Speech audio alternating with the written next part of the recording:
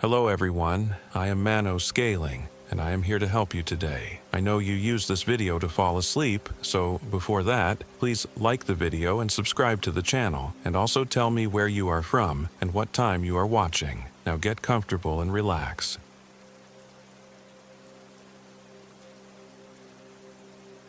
My name is Claire Whitaker. I'm 29 years old. This happened in September of 2023. In a remote part of Hoosier National Forest called the Deem Wilderness Area near Lake Monroe.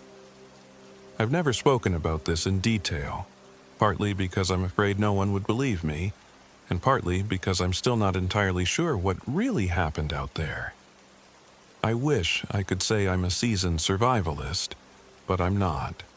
I'm just a freelance travel blogger who wanted to capture some stunning footage of autumn leaves and prove to myself that I could handle an extended trip off-grid. Instead, I found something that no camera could ever do justice. I arrived at the Blackwell Horse Camp trailhead on a bright, crisp morning.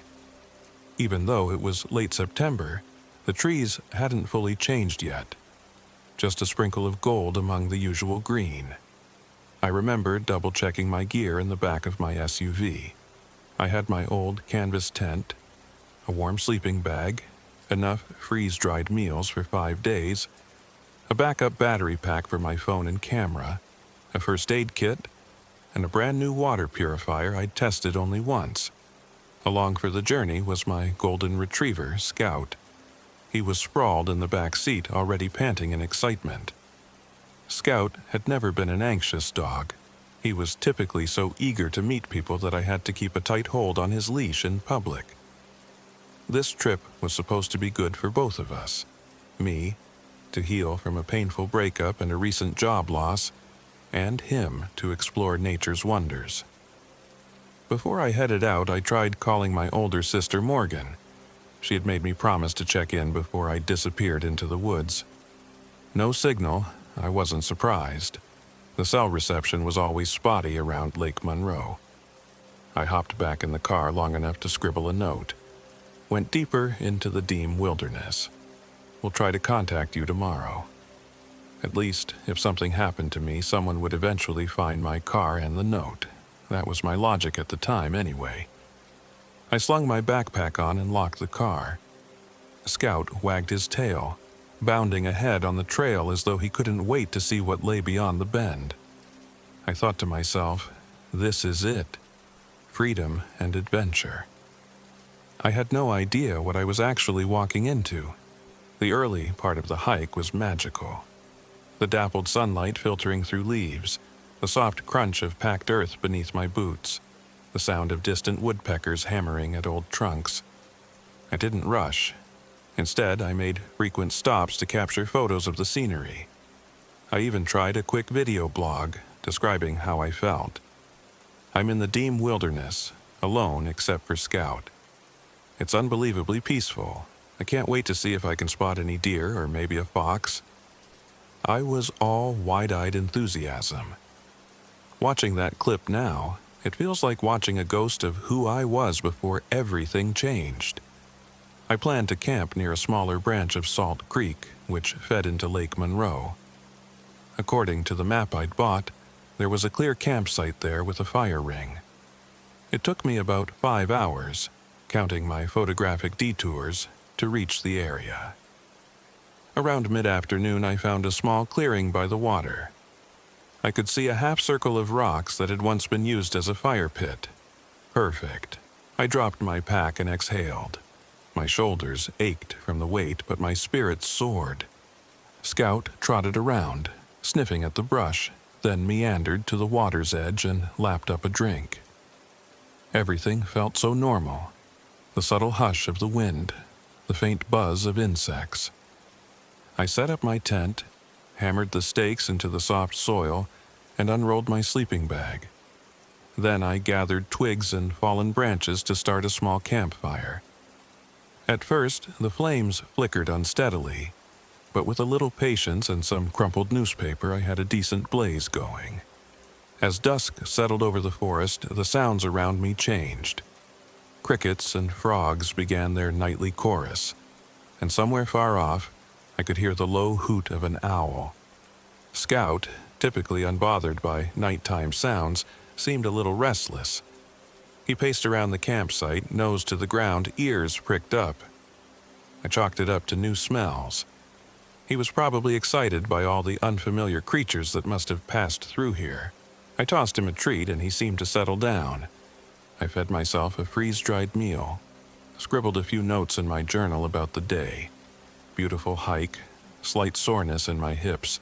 Can't wait for sunrise photos. Then I crawled into my tent. Scout, however, lingered outside, staring into the trees. I had to whistle for him to come in. When he finally did, he nestled up against me, but his eyes kept flicking to the tent flap. I whispered, "It's okay, boy. We're safe here. Nothing to worry about." In retrospect, I wonder if maybe I should have paid more attention to his warnings. That first night, nothing supernatural or obviously terrifying happened, yet I slept fitfully. I had the kind of dreams you might get after waking up half a dozen times in the dark. Fragmented. Nonsensical. A little before sunrise, I thought I heard footsteps right outside my tent. I bolted upright, heartbeat thundering in my chest. When I listened more carefully, I heard only the babble of the creek. Must have been a dream. I shook it off and tried to settle back into my sleeping bag. Scout was awake too, nose to the tent wall, sniffing. I patted his side and eventually he curled up again. After a while, I dozed off. The next morning, the sun was already filtering through the canopy when I finally emerged. Scout bounded out of the tent first, tail wagging. I stretched, noticing a tightness in my shoulders and back that hadn't been there the previous day. Wincing, I stepped over to rekindle the campfire for breakfast. A sense of unease gnawed at me, though I couldn't place why. My sleep had been interrupted, sure, but it was more than that. The air felt heavier somehow, as if the forest was watching. I pulled out my phone to check the time but discovered the battery was down to 2%, despite having turned it off before sleeping. Weird. I had brought a backup power bank, so I plugged it in, only to find the bank wasn't charging my phone. Maybe the cable was damaged. Annoyed, I tossed it aside. My camera, at least, still had enough battery to get me through another day. I decided I'd rely on my analog map and compass for navigation. Wasn't that what I'd come here for in the first place? Scout came up to me, whining softly. I ruffled his ears, trying to reassure him. "Just me and you, boy," I said. "We'll be fine." I finished my oatmeal and coffee, feeling the warmth spread through me. Then I packed up my gear, double-checking everything was in its rightful place. I made sure the dog's water bowl was filled and started down the trail to our next destination, a deeper part of the wilderness where fewer hikers ventured. Half an hour in, I paused to take another look at my map. The lines were faint in the morning light, so I squinted. Something about the contour lines and the trails around the creek looked off. It almost appeared as though water stains had blurred some sections. I hadn't noticed that damage yesterday. Irritated, I tried to piece together the route. Salt Creek flows southeast, so the next major fork is about 2 miles that way, I reasoned, pointing. Scout barked as if in agreement, so we pressed on. The hike grew more challenging. The undergrowth thickened, and the trail became less defined.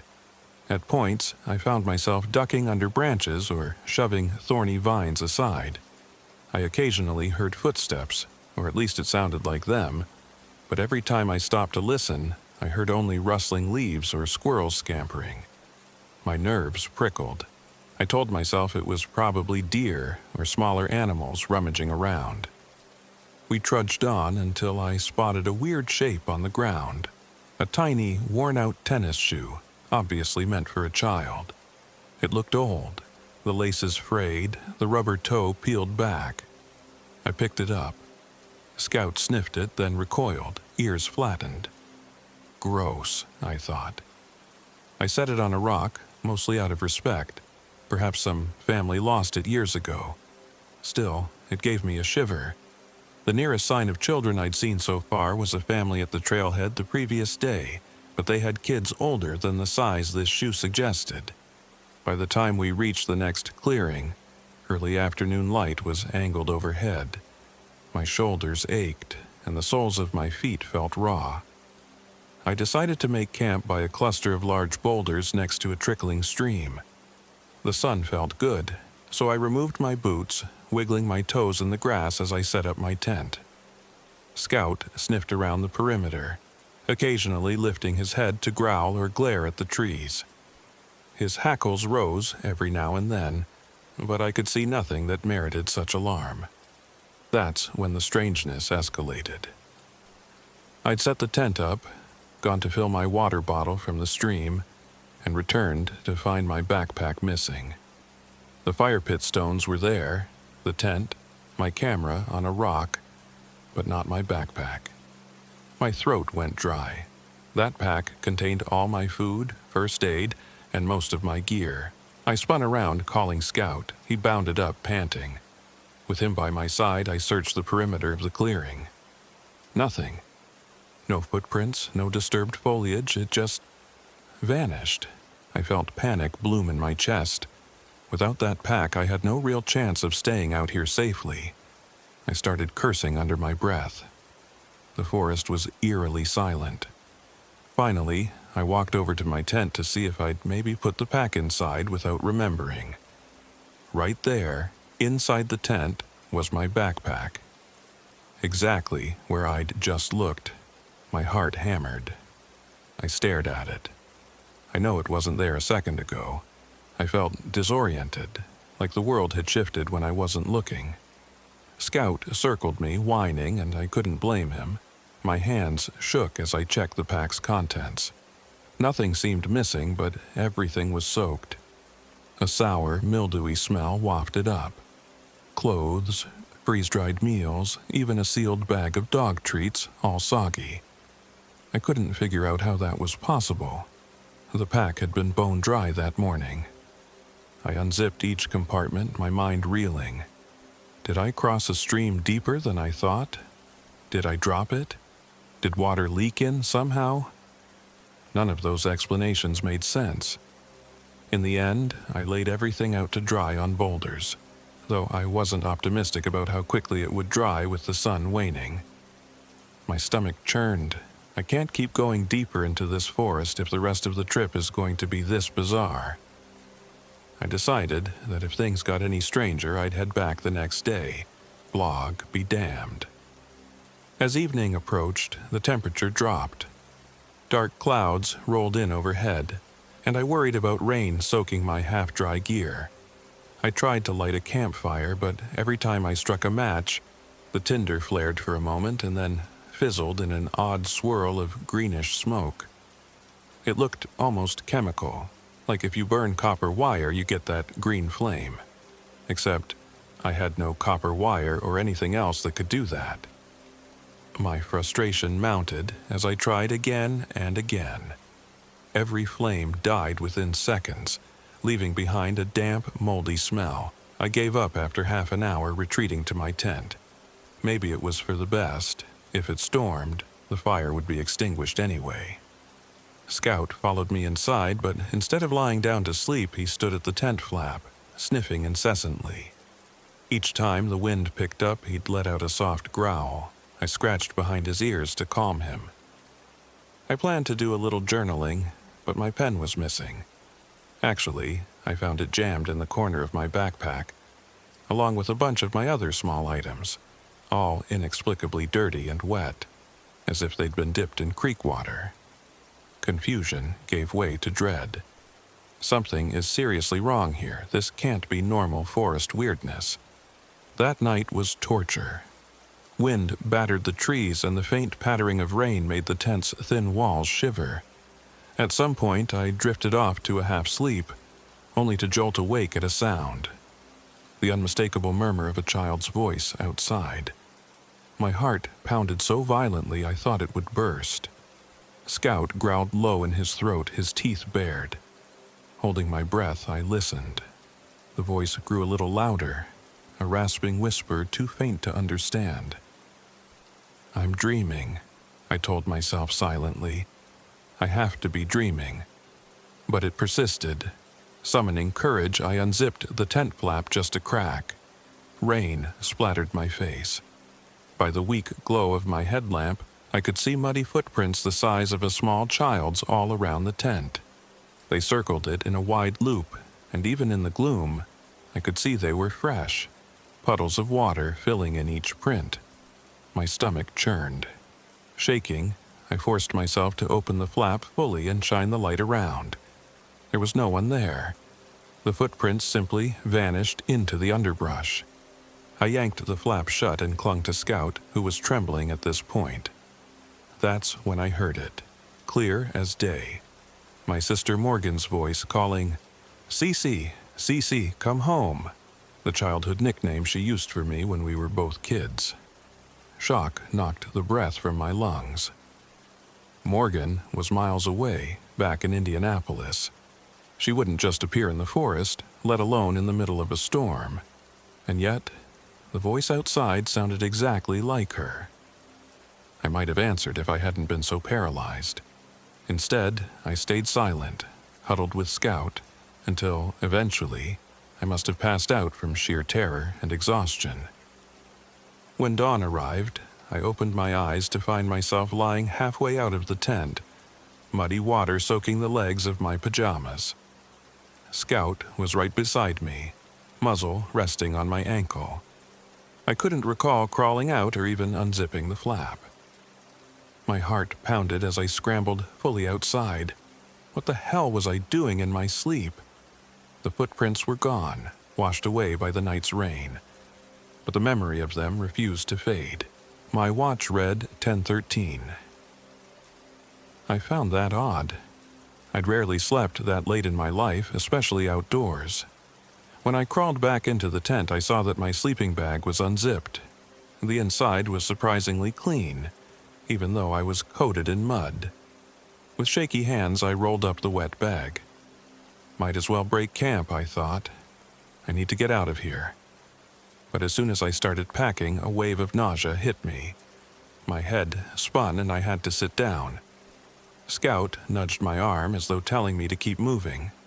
After a few deep breaths, I forced myself up, dismantling the tent and stuffing everything haphazardly into the backpack. Despite my best attempts to follow the map, the terrain seemed alien. Trails that should have led back toward the car instead meandered further into dense thickets. Every time I tried to rely on my compass, the needle shook strangely, as if magnetized by something else. I found bits of trail markers, but their colors didn't match the map's key. After hours of trudging, I realized I was back at the same cluster of boulders where I'd camped, even though I'd walked in what felt like a straight line in the opposite direction. The day was darkening again, and I felt despair clawing at my mind. How the hell am I still here? To make matters worse, Scout was growing increasingly anxious. He wouldn't leave my side except for the occasional trot into the brush. At one point, around late afternoon, he actually ran off. I screamed for him, fear pressing on my chest. I crashed through the undergrowth, scratching my arms on branches, tripping over roots. After what felt like half an hour of frantic searching, I finally heard him whimpering near a fallen log. When I found him, he was trembling, his fur damp but not from the rain.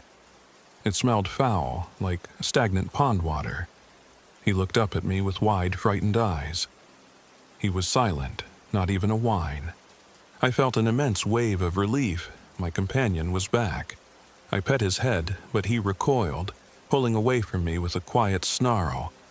That was so out of character that I gasped. He'd never snarled at me. When I looked into his eyes, they seemed dull, the usual spark gone. No, I'm just projecting, I told myself. Come on, buddy, I whispered, voice shaking. Let's find a better campsite. I spent the evening stumbling deeper into the forest, always convinced I'd find a path out, always finding myself near some unexpected landmark. A fallen tree that looked like a twisted arm or a bizarre rock formation that cast ominous silhouettes. It was as though the wilderness itself was rearranging to keep me trapped. Finally, I resigned myself to set up my tent again, though every fiber of my being screamed that I should keep walking. But darkness was falling too quickly. Better to sleep than break my ankle fumbling around in the pitch black. Exhausted, I barely managed to get my tent upright before collapsing inside. I couldn't even muster the energy to try lighting a fire. That was when I noticed Scout hadn't followed me in. Usually, he was right by my side. Fear stabbed at me. I peeked out. He stood about 10 feet away, stiff as a statue, staring into the trees. His fur was bristling along his spine. I whispered his name, but he remained motionless, like a sentinel. A flash of lightning illuminated the sky, revealing a figure in the distance. Small, wearing something pale yellow. Instinctively, I pointed my flashlight, but I saw nothing except a cluster of mossy trunks. When darkness returned, Scout was gone too. Panic hammered me again. I scrambled out of the tent, the cold night air biting at my skin. "Scout!" I called, voice echoing in the emptiness. No answer. My hands shook as I swung the flashlight in frantic arcs. That's when I spotted a shape off to the side, Scout, but now pressed up against a tree, muzzle tucked in. When I approached, he growled softly. "What's wrong?" I asked, voice cracking. He gave no response, just stared at me with eyes that looked wrong. He was so still, so tense, almost more like a cornered wild animal than my gentle companion. I took a step closer, holding out my hand. He lunged. His jaws snapped around my forearm with a force that made me scream. Pain exploded, and I reflexively yanked away. The flashlight tumbled into wet leaves, flickering. I could barely see him now, but I felt his presence, his ragged breathing, the rustle of his fur. Blood trickled down my wrist. "Scout," I moaned. "It's me, Claire." He made a horrible guttural noise and darted off into the forest. I was left alone, cradling my injured arm, tears streaming down my cheeks. That was the moment my fear became something else.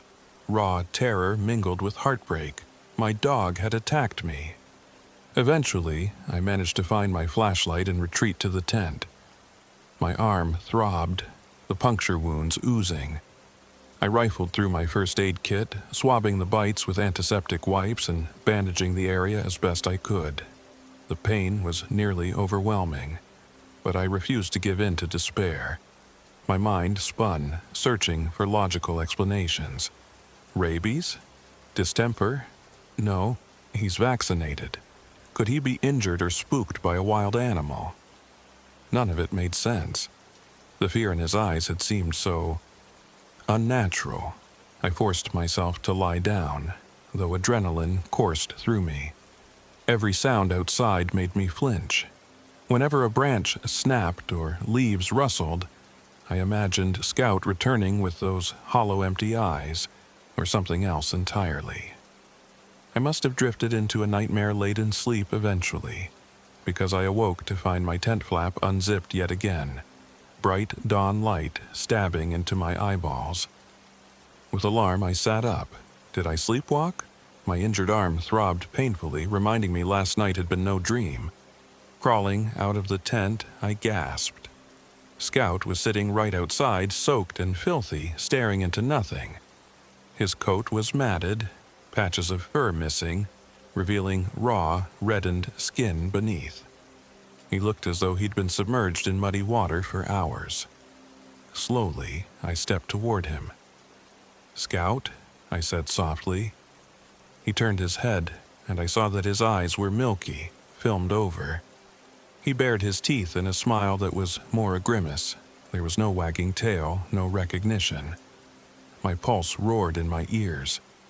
As I inched away, he rose on stiff legs, then padded off into the woods like a marionette on strings. I couldn't make myself follow him. Fear rooted me in place. I watched him vanish behind a cluster of saplings, and then he was gone. No rustling, no patter of paws, just silence. Deciding that was the final straw, I packed my gear with shaking hands. I didn't bother with neatness or organization. I just shoved everything into the backpack. I need to get out of here, today. My sense of time was warped.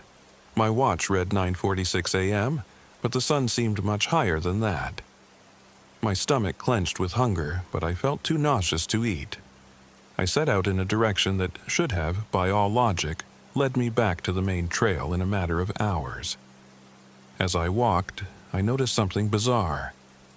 The angles of the sunlight didn't match the time. It felt like hours passed, yet the shadows barely moved. At times, I was convinced I was making good progress, only to find myself back near the same boulders or the same toppled tree. My bandaged arm ached incessantly, and though the wound looked clean, a faint trembling in my hand worried me. Infection? I had antibiotics in my pack, but I wasn't sure how many I should take. My frustration deepened into genuine dread. It was as though the forest refused to let me leave. Eventually, I stumbled onto a dilapidated cabin that I was certain wasn't on my map. The structure leaned to one side, the wooden walls rotten and overgrown with vines.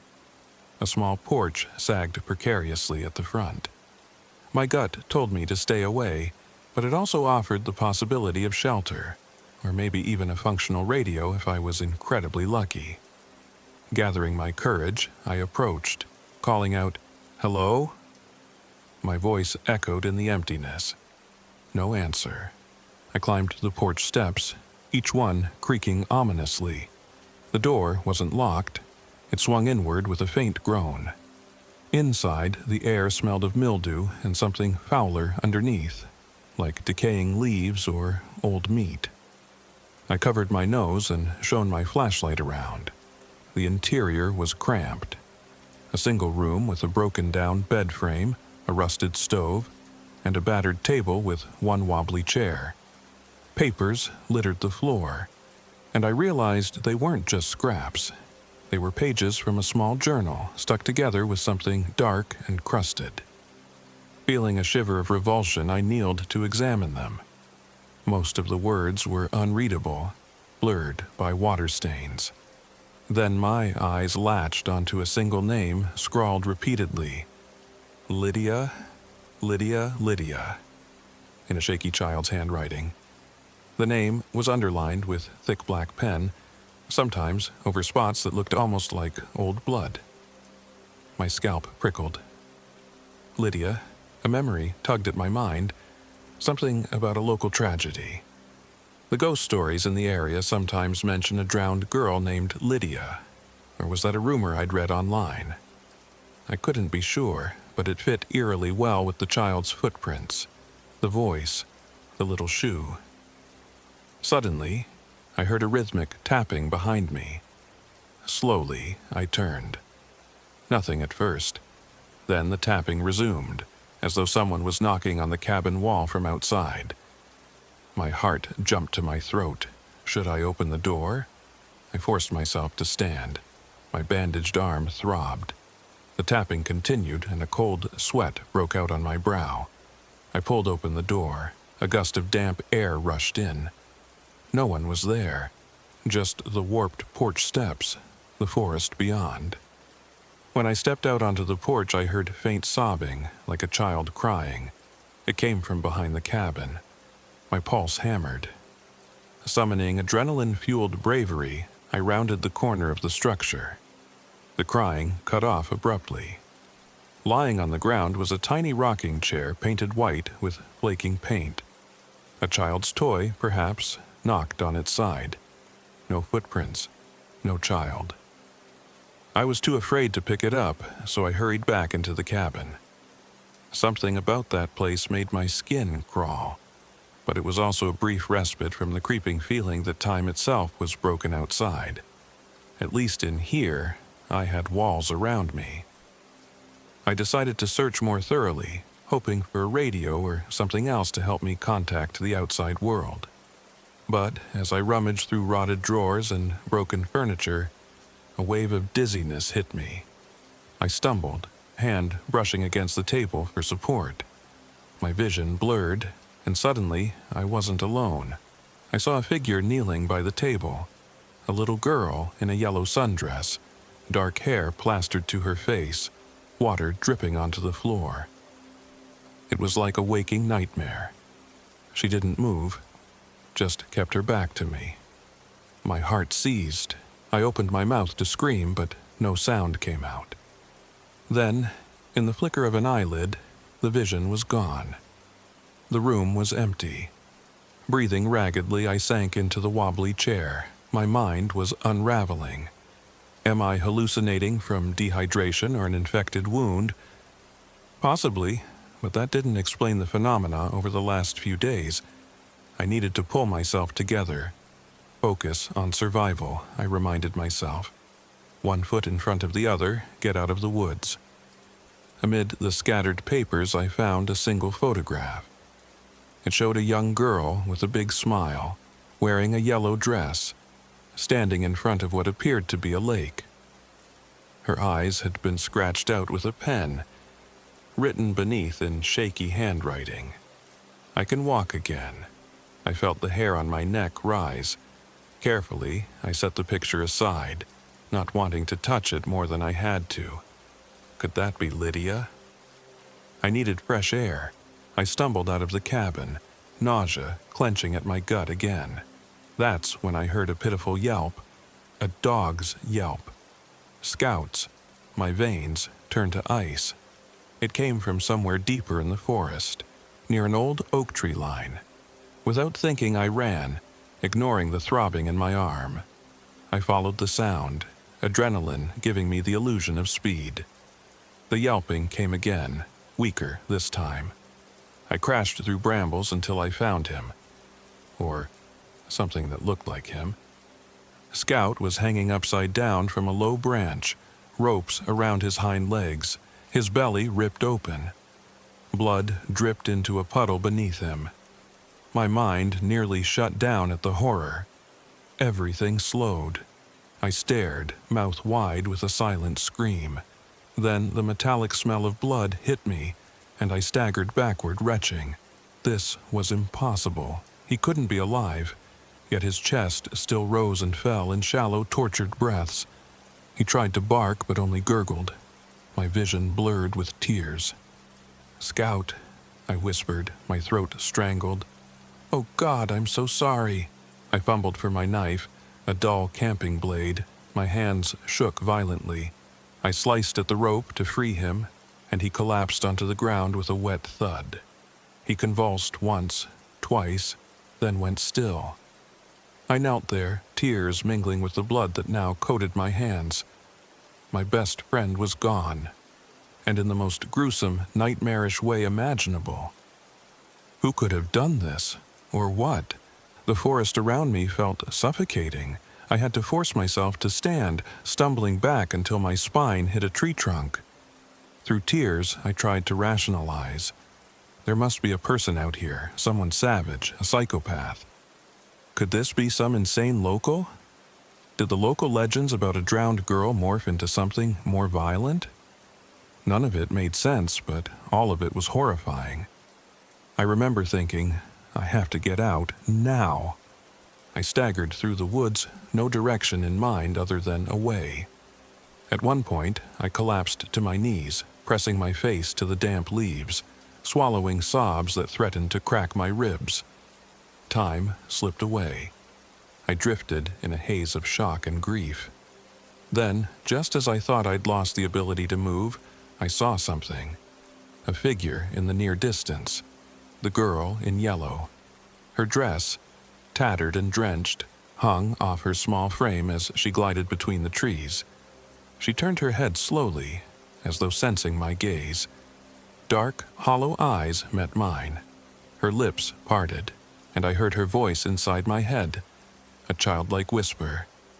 "Cece, you've drowned too. Come walk with me." I scrambled to my feet, a terrified animal in human skin, and ran. I heard footsteps behind me. light, pattering steps as though someone smaller was giving chase. Branches whipped at my face, my arms. I stumbled and caught myself, certain that if I fell, she'd be upon me. Eventually, the footsteps receded, leaving me alone and panting with exertion. When I finally stopped, I had no idea where I was. The forest canopy blocked most of the sunlight, casting everything in shifting shadows. My watch read 2:54 p.m., but the sky overhead looked like dusk. A faint flicker of orange caught my eye. A fire.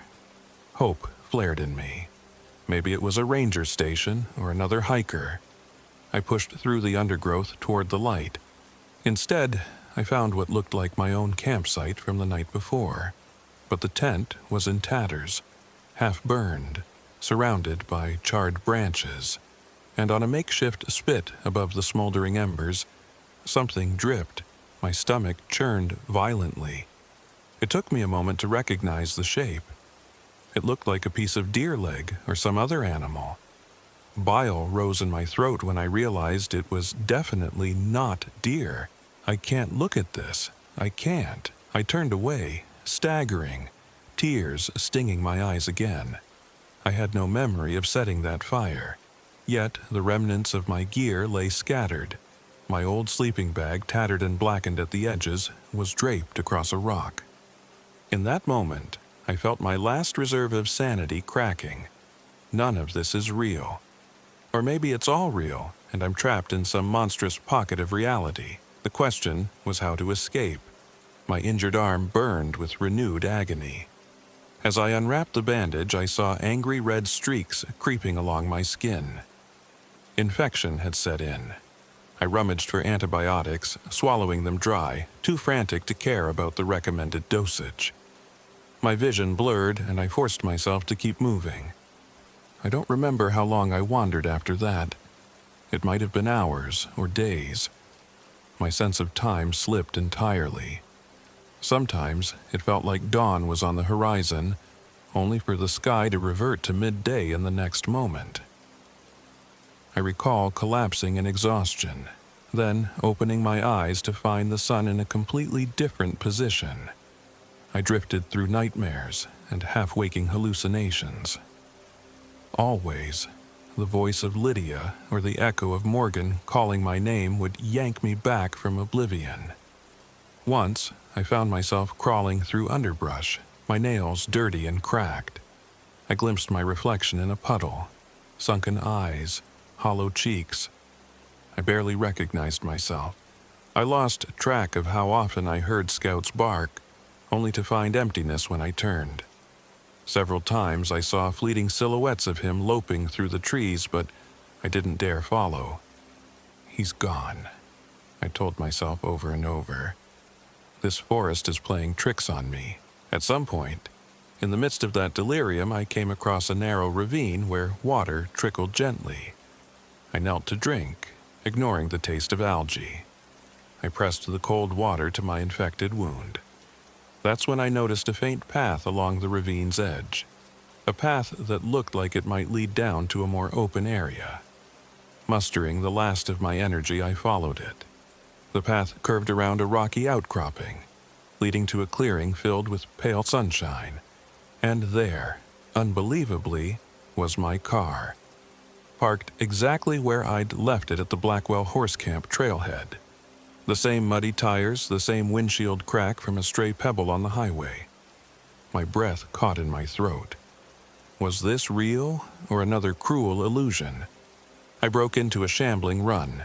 Reaching the driver's side door, I tugged it, unlocked, exactly how I left it. My trembling hands fumbled the keys out of my jacket pocket. Thankfully, I still had them. The engine roared to life on the first try. Relief overwhelmed me, so sudden and profound that I burst into hysterical laughter. I'm free, I thought. Yet, as I pulled onto the narrow gravel road leading back to civilization, I couldn't shake the feeling that something was profoundly wrong. My reflection in the rearview mirror looked half dead. Dark circles under my eyes, hair plastered to my head. And in the back seat, where Scout used to ride, I imagined I heard panting. I refused to turn around. I don't remember much about the drive home, just a jumble of twisting back roads, me cursing every time I lost the route.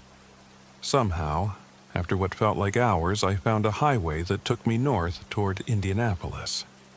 The forest receded behind me, but that invisible weight on my chest never lifted. I finally got a cell signal a few miles outside Bloomington. I called Morgan in a frenzy, babbling about my ordeal, though I couldn't form coherent sentences. She was frantic, said she'd been trying to reach me for days. Days. I asked her what date it was. When she told me, my blood ran cold. It was only one day after I'd left for the trip. One day. That couldn't be right. I'd experienced multiple nights in the woods, maybe 4 or 5. But the official date insisted otherwise. Time had collapsed in on itself. Morgan insisted I come straight to her place, but I couldn't. I needed to get to my apartment, gather myself. She begrudgingly agreed, but made me promise I'd call once I was home. I white-knuckled the rest of the drive, checking the rearview mirror too often. Once or twice, I thought I saw the outline of a small child in a yellow dress standing by the roadside. By the time I blinked, she was gone. When I finally unlocked the door to my apartment, I wanted to collapse onto the floor and sleep for a week. But something compelled me to turn on my camera, some part of me that needed to document the raw truth. I recorded a haggard, trembling account of what had happened in those woods, from the missing backpack to Scout's horrifying fate. My face on that footage was gaunt, my eyes wild. I saved the file to my laptop, resisting the urge to watch it. Then I crawled into a hot shower, scrubbing away layers of dirt and dried blood until my skin stung. My wound on the arm was inflamed, so I bandaged it again with fresh supplies. After downing some painkillers, I crumpled into bed. Sleep came in tortured fragments. A few days later, once I felt physically stable, I opened the camera's memory card to see if the photos or videos might provide some clarity or evidence. I found only corrupted files. Each one was black static or random bursts of color, with occasional distorted shapes that might have been the forest or might have been nothing. No sign of the vlog entries I'd made, no pictures of the footprints or the bizarre phenomena I'd experienced. It was as though the forest had consumed every last shred of visual proof. Morgan came over not long after, banging on my door, worried sick. She hugged me so tight I could barely breathe. She wanted to call the police or park rangers, but how could I explain any of this? My dog was gone. Even if I told them the location where I found him mutilated, it might not be there anymore. They'd think I was mad or a suspect in my own dog's death. So I lied and told Morgan that Scout ran off chasing a deer and never came back. The guilt in my chest was unbearable. The next few weeks were a blur of nightmares and paranoia. I'd see Scout in my peripheral vision, or hear a child's voice chanting my name. My arm healed, but a scar remained. 2 small puncture marks from his teeth reminding me of what transpired. I tried to research Lydia, drowned girl, Hoosier National Forest, and found vague references to a child who drowned decades ago in Lake Monroe. Some said she haunted the woods, luring unwary hikers to their doom, but no official record matched the details of what I experienced. As for the cabin and the journal pages, it was as though they never existed. Now, here I am, weeks removed, telling the truth in every harrowing detail. I doubt anyone reading or hearing this will ever accept it fully, but for my own sanity, I need to share it. There are things in those woods we can't explain. A force or entity that twists time, that lures, that mimics voices we trust. Whatever it is, it claimed my best friend and nearly destroyed me. I can still feel it in the back of my mind, whispering that it's not finished with me yet. Some nights, I wake to the sound of dripping water. I look toward my bedroom door and swear I see a small shape standing in the hallway, clothed in a dripping yellow dress. My heart lodges in my throat, and I can only stare, paralyzed. By the time I gather the courage to switch on the lamp, the shape is gone, but the wet footprints remain, just for a moment, before they fade into nothing. I've considered returning to the forest, if only to see if I can put this nightmare to rest.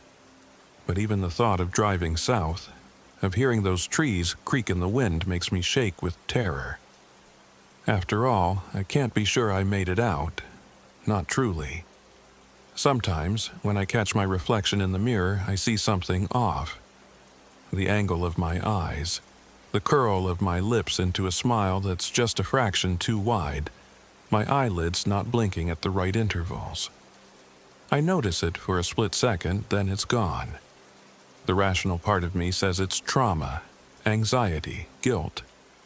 But somewhere deeper, I wonder if a piece of that forest followed me home, or if a piece of me stayed behind, drowned and trapped in that endless, twisted loop.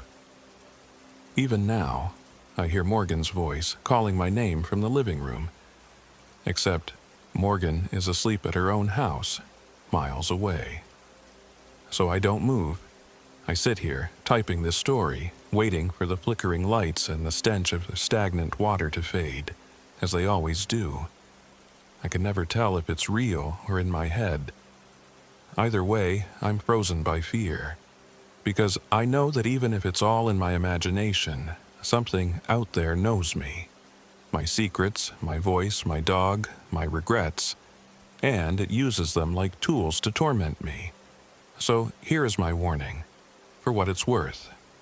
If you ever decide to camp in the Deem wilderness, or any dense, remote part of Hoosier National Forest, keep your wits about you. Check your map often.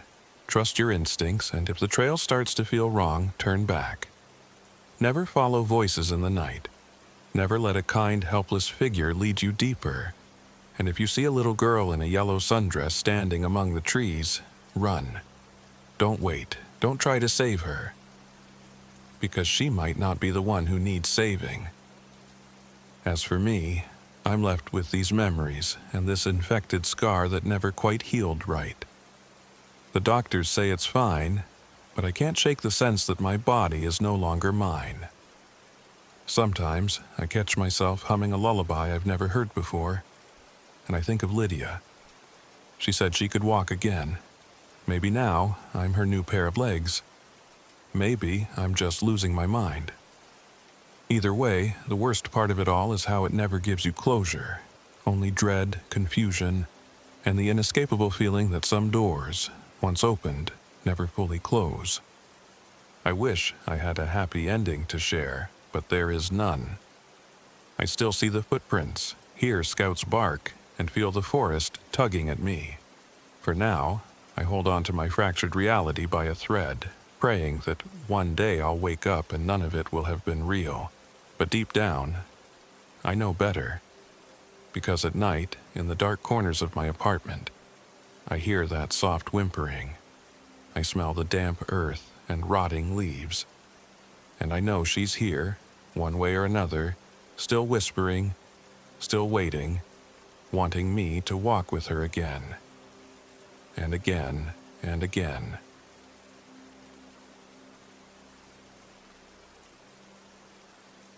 My name is Evan McAllister, and I'm 34 years old.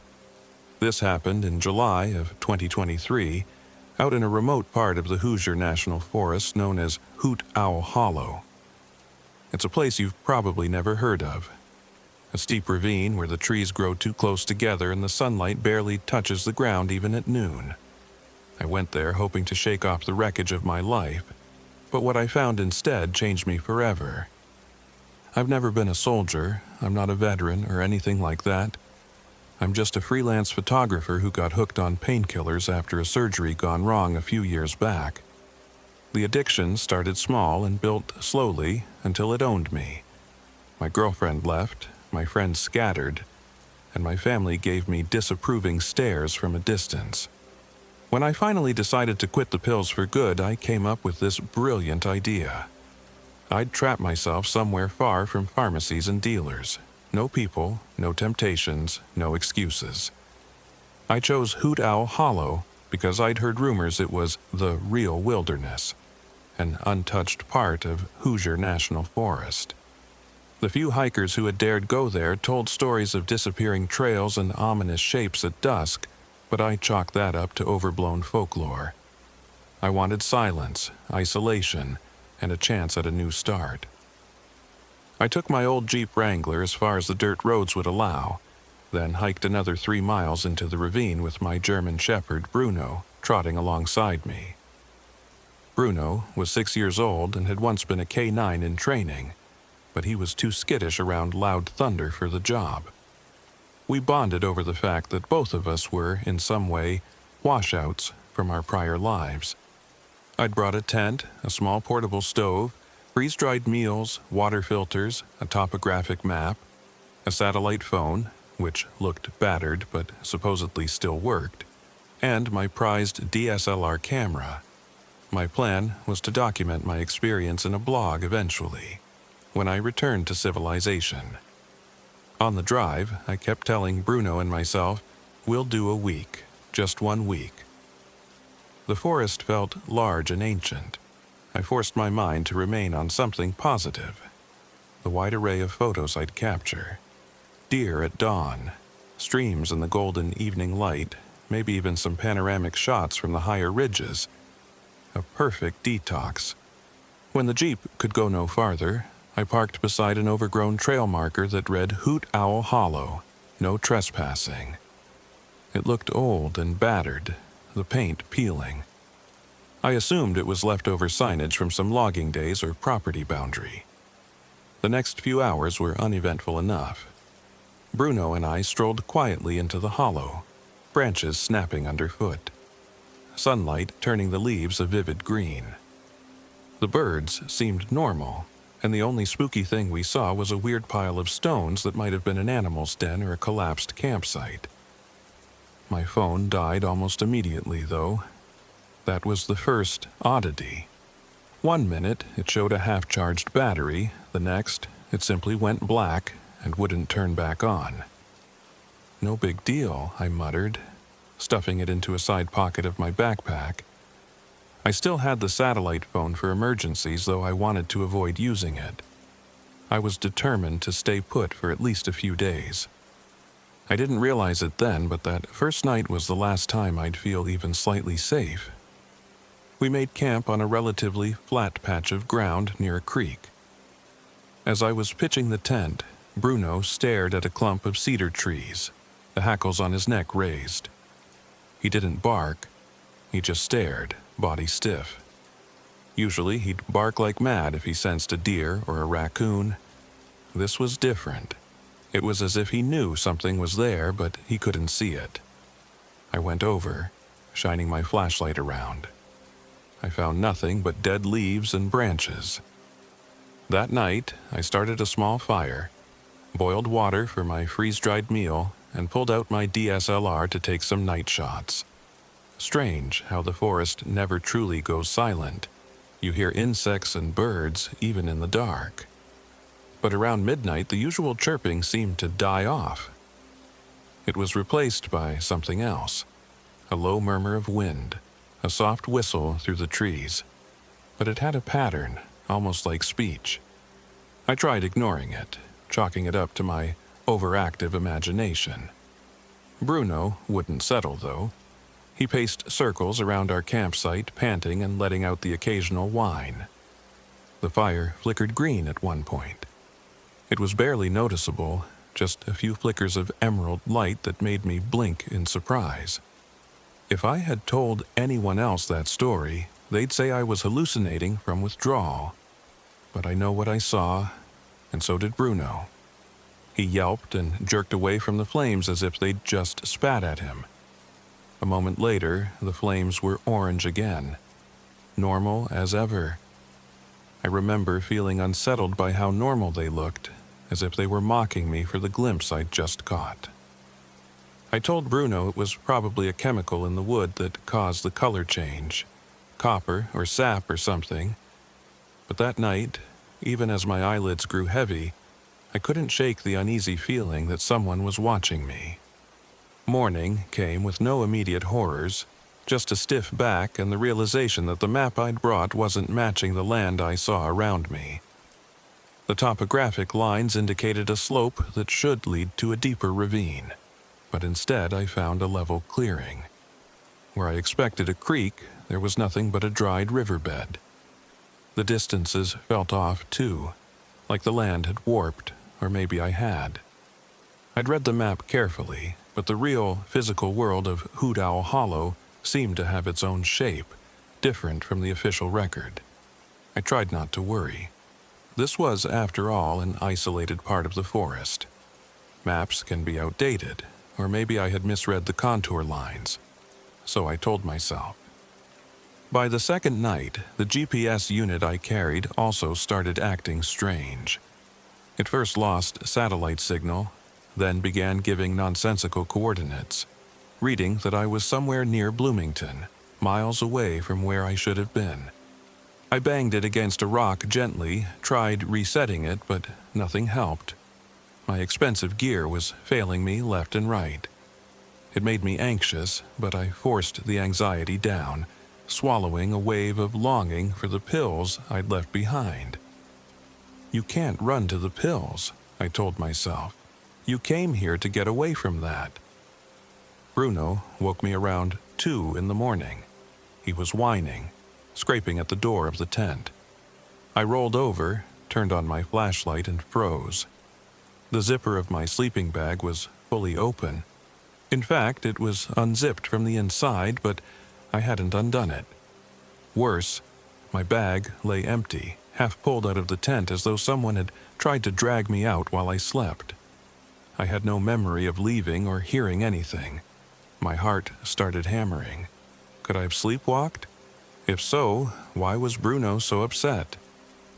My scalp prickled as I realized there were footprints, bare feet, outside the tent, pressed lightly in the soft earth. They led away, toward the deeper part of the hollow. They were small, like a child's, and they vanished into the darkness after a few yards. Bruno growled low in his throat, his muzzle wrinkled. We stayed like that, listening for movement, for another hour or so before I dared to do anything but clutch my flashlight. On the third day, an older man in his 50s stumbled into my campsite, like a magician stepping from the trees without warning. He wore tattered camouflage pants and a gray t-shirt, and he carried an ancient lever-action rifle over his shoulder. Short white hair, a face lined with deep wrinkles and cold, wary eyes. I nearly jumped out of my skin. "Damn, you're real," he said in a gravelly voice. He introduced himself as Mason Keene. Said he'd been living off-grid out here since he was in his 20s. Claimed he had a small shack about 2 miles away, but that it was never in the same place twice. I thought he meant that figuratively, like it was easy to get lost, but the way he said it felt literal.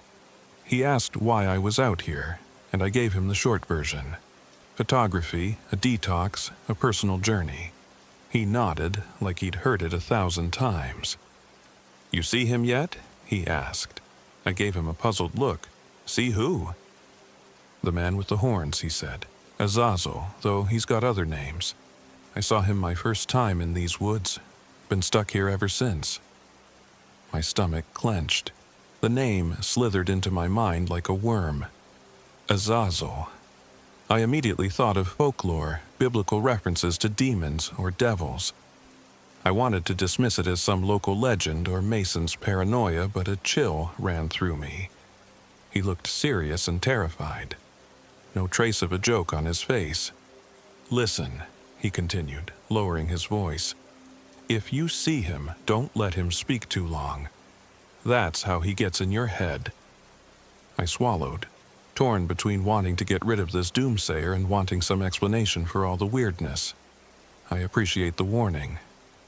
Mason just nodded, glancing at Bruno with something like sympathy. He likes the dog, I bet." Then he walked away, without so much as a goodbye. Watching him vanish between the trees was like losing sight of a ghost. Part of me hoped I'd never see him again, but a darker part of me knew our paths would cross once more. Over the next 2 days, everything fell apart. On the afternoon of day 4, the meat in my sealed packs had turned rancid. Even the freeze-dried stuff was infested with wriggling maggots that made me gag at the smell. There was no logical reason for freeze-dried rations, sealed in plastic, to rot, but they had. The remaining water in my canteens was murky, as if something had tainted it. I boiled some, but it refused to look or smell clean. I forced a few sips down, praying I wouldn't get sick. My mouth tasted like copper and ash. That night, I woke to Bruno whining outside the tent. In a panic, I scrambled out of my sleeping bag, thankfully still zipped. Bruno was nowhere in sight. A swirling sense of déjà vu took over. I called for him, no response. I grabbed my flashlight and sprinted into the darkness, half dazed with fear for my dog. I found him maybe 50 yards away, lying near a fallen tree. At first, I thought he was dead. There was blood on his fur and deep gouges along his flank. My heart thundered. But I realized the wounds had been sutured, stitched up expertly with what looked like black thread.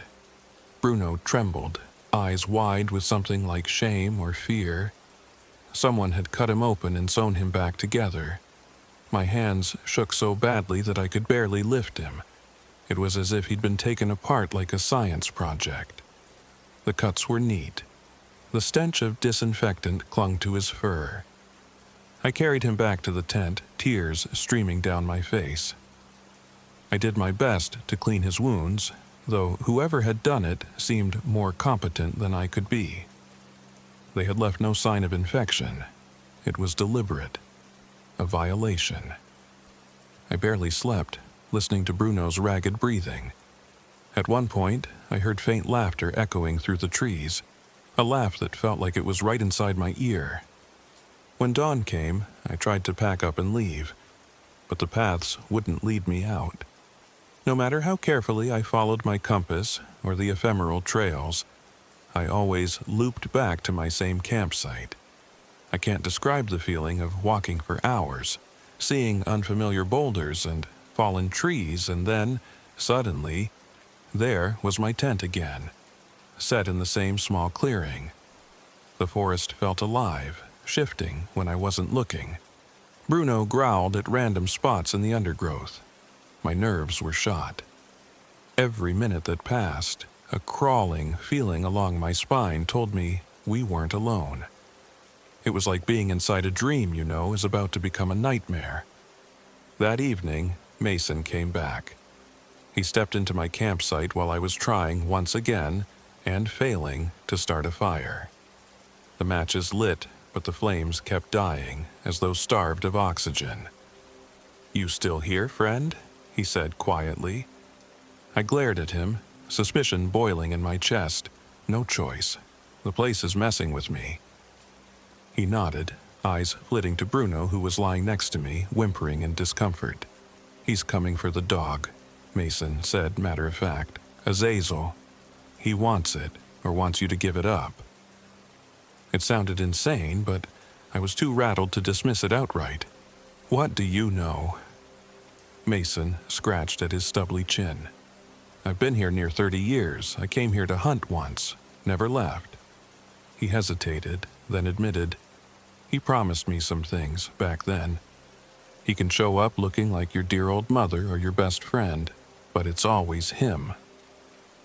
Some deeper part of me understood I was facing something I didn't have words for. I wanted to ask him how to leave, but Mason preempted me, stepping forward with a stern look. "He needs an offering," he whispered. "You give him that dog, you get to leave. Simple as that." I stared at him, horrified. "Not a chance." Mason shrugged. "Then you'll never leave." That night, around the time the moon was hidden behind dense clouds, I awoke to find someone standing right at the edge of the campsite staring at me. My heart nearly stopped. Flicking on my flashlight, I saw that the figure had the face of my estranged older brother, Derek, someone I hadn't spoken to in years. Same broad shoulders, same tidy haircut, but something was off. His eyes were black, no shine, no reflection. "Hello, Evan," he said softly. His voice sounded exactly like Derek's, but there was an echo, as if two people were speaking in unison. Bruno whimpered, pressing himself against my legs. I pointed the flashlight at the figure's chest, not sure what to do or say. "Derek?" I croaked. The figure smiled. "Not exactly." He took a step forward, and I saw small horns pushing out of his hair like twisted bone. He wore clothes that looked exactly like Derek's old army uniform from when he served, but they were shimmering, almost fluid. I realized this had to be Azazel, the entity Mason had warned me about. But he had Derek's face, that same confident tilt of his head. "You look terrible," he said, mocking concern. "All those nights of bad sleep? And your poor dog, don't you want to let him go, let him rest?" My flashlight flickered, threatening to die. Bruno stared at Azazel, trembling. I forced my fear down. "Stay away from us," I snapped, hoping my voice sounded braver than I felt. Azazel laughed, a soft, chilling laugh. Such loyalty. But loyalty won't save you. Then, in a gentler tone, he added, "I can help you, you know. I can take away the cravings, the nightmares. Make you whole again." That pitch was so tempting I almost took a step forward. Then I caught a glint of something in his black eyes. Cruel hunger. I shook my head. "No deal." He waved his hand with a casual air. "You'll reconsider. Everyone does." His eyes flicked to Bruno. "I'll be waiting." In the blink of an eye, he was gone, leaving only the smell of sulfur behind. The morning of day 6, I woke to Bruno whining softly. He hadn't moved from my side all night. I crawled out of the tent, half-starved and still tasting sulfur in the back of my throat. The campsite was in ruins. Something had torn open what remained of my backpack, my rations scattered and rotten. My map was a blank sheet of paper, the lines and text faded as though they'd been bleached out. Even my water filter was gone, leaving me with a single half bottle of questionable water. I decided that even if the forest was looping, I had to try to find a route out. So I broke camp and started walking. Bruno limped alongside me, still healing from the bizarre surgical cuts. Every path led me back to that same spot, no matter how sure I was of my bearings. It was as if the entire hollow had become a circle, a labyrinth with a single center. Azazel was the spider in that web. Exhausted, I collapsed near an old oak that towered above the undergrowth. As I slumped there, I noticed faint carvings in the bark, like symbols or runes. Circles intersecting lines, oddly mesmerizing. For a moment I thought the shapes flickered like they were moving.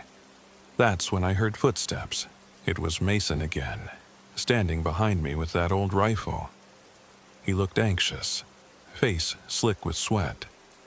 "It's happening," he said, "just like it did with me. He wants you to break so you'll give in.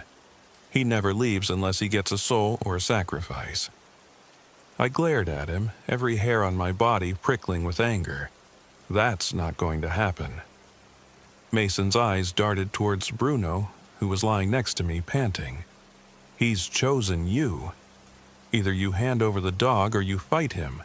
But if you fight him, you can't half-ass it." Part of me wanted to trust Mason. Another part remembered the raw panic in his voice the first time we met. That panic was gone now, replaced by a cold calculation. I wondered if he might betray me. I had no real reason to trust him, except that he might know a way out. We ended up walking back together to the clearing, mostly in tense silence. Mason claimed he had some supplies he could share, but he said it with a forced tone, like someone reading lines from a script. My gut churned, but I was too desperate for any solution to refuse. So I followed him. Night fell again, and we sat by a stubborn, half-dead fire. Mason had managed to ignite it with fluid from a small can he carried, but the flames stayed small, as if weighed down by the gloom around us.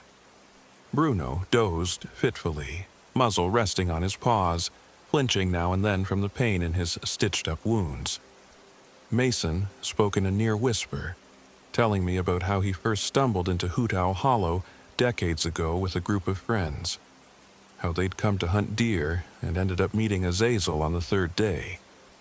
It offered them everything they could dream of if they'd sacrifice one of their group. They tried to fight, or maybe they tried to run. Mason's timeline blurred. Eventually, the others either vanished or turned on one another in a frenzy. Mason, he said, survived by offering a portion of himself. I pressed him on that point, but he wouldn't clarify. He just mumbled that Azazel keeps him alive, trapped. He's been wandering here ever since. Suddenly, the fire flashed green, bright enough to illuminate Mason's face. He looked petrified, eyes wide. Then the flames died again, returning to dull orange. A figure stepped forward from the darkness. Azazel, still wearing Derek's face and half materializing out of the night. Mason scrambled backward, raising his rifle. Azazel laughed. "Put it down, old man." He said it so gently that Mason did just that, placing the rifle on the ground like a child told to set aside a toy. I felt an irresistible urge to stand and walk over to him, but I gritted my teeth, tensing my muscles to resist. Bruno let out a low growl, but even he shrank back. "You know the cost, Evan," Azazel said, turning to me with a grin. "Give me the dog, and you can walk out of this forest free. You'll be rid of your addiction, your regrets, everything." My mouth felt dry as dust. I wanted to scream at him, but my voice caught. Then, to my shock, Mason picked up his rifle again, pointing it not at Azazel, but at me. "Do it," Mason growled. "Don't you understand I've been waiting for decades for someone else to come along? So he'll let me out too?" Betrayal, pure and ugly. I grabbed for the rifle's barrel, trying to wrench it away, but Mason twisted it, smashing the stock into my stomach. The air blasted from my lungs. Bruno lunged, ignoring his pain, biting at Mason's leg. Mason screamed, the gun firing into the ground with a deafening crack. A chunk of dirt and leaves flew into the air. Azazel watched calmly, lips curled in an appreciative smile, as if this violence was exactly what he craved. Through the ringing in my ears, I could hear him whisper, "Yes, yes, that's more like it." Mason slammed the rifle butt across Bruno's ribs. Bruno yelped, let go, and staggered back. Rage like I'd never felt before flooded me. I tackled Mason, driving him to the ground, punching him in the face. He spat blood, trying to turn the rifle on me again, but I batted it away. We grappled, rolling over the matted leaves and mud. The rifle fired again, the bullet zipping into the trees, and I shouted for Bruno to get away from the line of fire. In the scramble, Mason ended up on top of me, rifle pressed under my chin. He hissed, "Just let me have the dog, we can both get out." I could see the mania in his eyes, the desperation. Then his expression changed to horror. I didn't know why until I realized that Azazel was standing right behind him, a hand gently placed on Mason's shoulder. Azazel leaned in and whispered something in Mason's ear. I couldn't hear the words, but I saw the effect. Mason began to tremble violently, as if an electric current was running through him. Then he burst into flames, not from a match or a spark, but from the inside. The flames scorched him in an instant, turning him into a blazing silhouette. His scream tore through the night. I scrambled away, mind reeling at the horror. Within seconds, Mason's body slumped to the ground, smoldering. The stench of burnt flesh smothered the clearing. I tried not to vomit, but I couldn't stop myself from retching. Azazel just smiled at me. "Your loyalty to that dog is impressive. I'll give you some time to reconsider." Then, just as before, he disappeared into the shadows, leaving only his mocking laughter and the faint smell of sulfur. I'll never forget the sight of Mason's charred remains. My hands wouldn't stop shaking. Bruno nudged me, whining softly, as if asking if I was okay. I wasn't, but I had to keep moving. From what Mason had said, and from the twisted logic of this place, it seemed there were two paths out: yield to Azazel's demands, or fight him directly. I refused to sacrifice Bruno, even if I could have lived with it, and I couldn't. I sensed that dealing with Azazel meant losing my soul or my sanity in some cosmic sense. I forced myself to search the ashes of Mason's body. I found extra bullets, but the rifle's barrel had melted or warped in the supernatural flames. I also found a small sheaf of papers in the pocket of what was left of Mason's pants. They were scrawled with bizarre symbols, circles, runes, things I half recognized from the oak tree carvings. Maybe they were nonsense, or maybe they were a clue. I spent the rest of the night sitting by the dying fire, poring over those papers with my flashlight, ignoring my hammering heart and the lingering smell of burnt flesh. One line kept appearing: "Pierce the serpent's tongue." Over and over, scrawled in frantic handwriting, with references to some demonic banishing or crippling. I suspected Mason had been trying to find a way to fight Azazel. Maybe he'd realized his best chance was to offer me up first. The betrayal still seethed in my mind. But I had no illusions. If these runes were real, it meant dealing with something far beyond normal reality.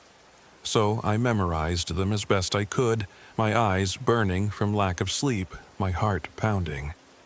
Pierce the serpent's tongue. Time no longer felt linear. I couldn't tell if an hour or a day passed. My watch had stopped.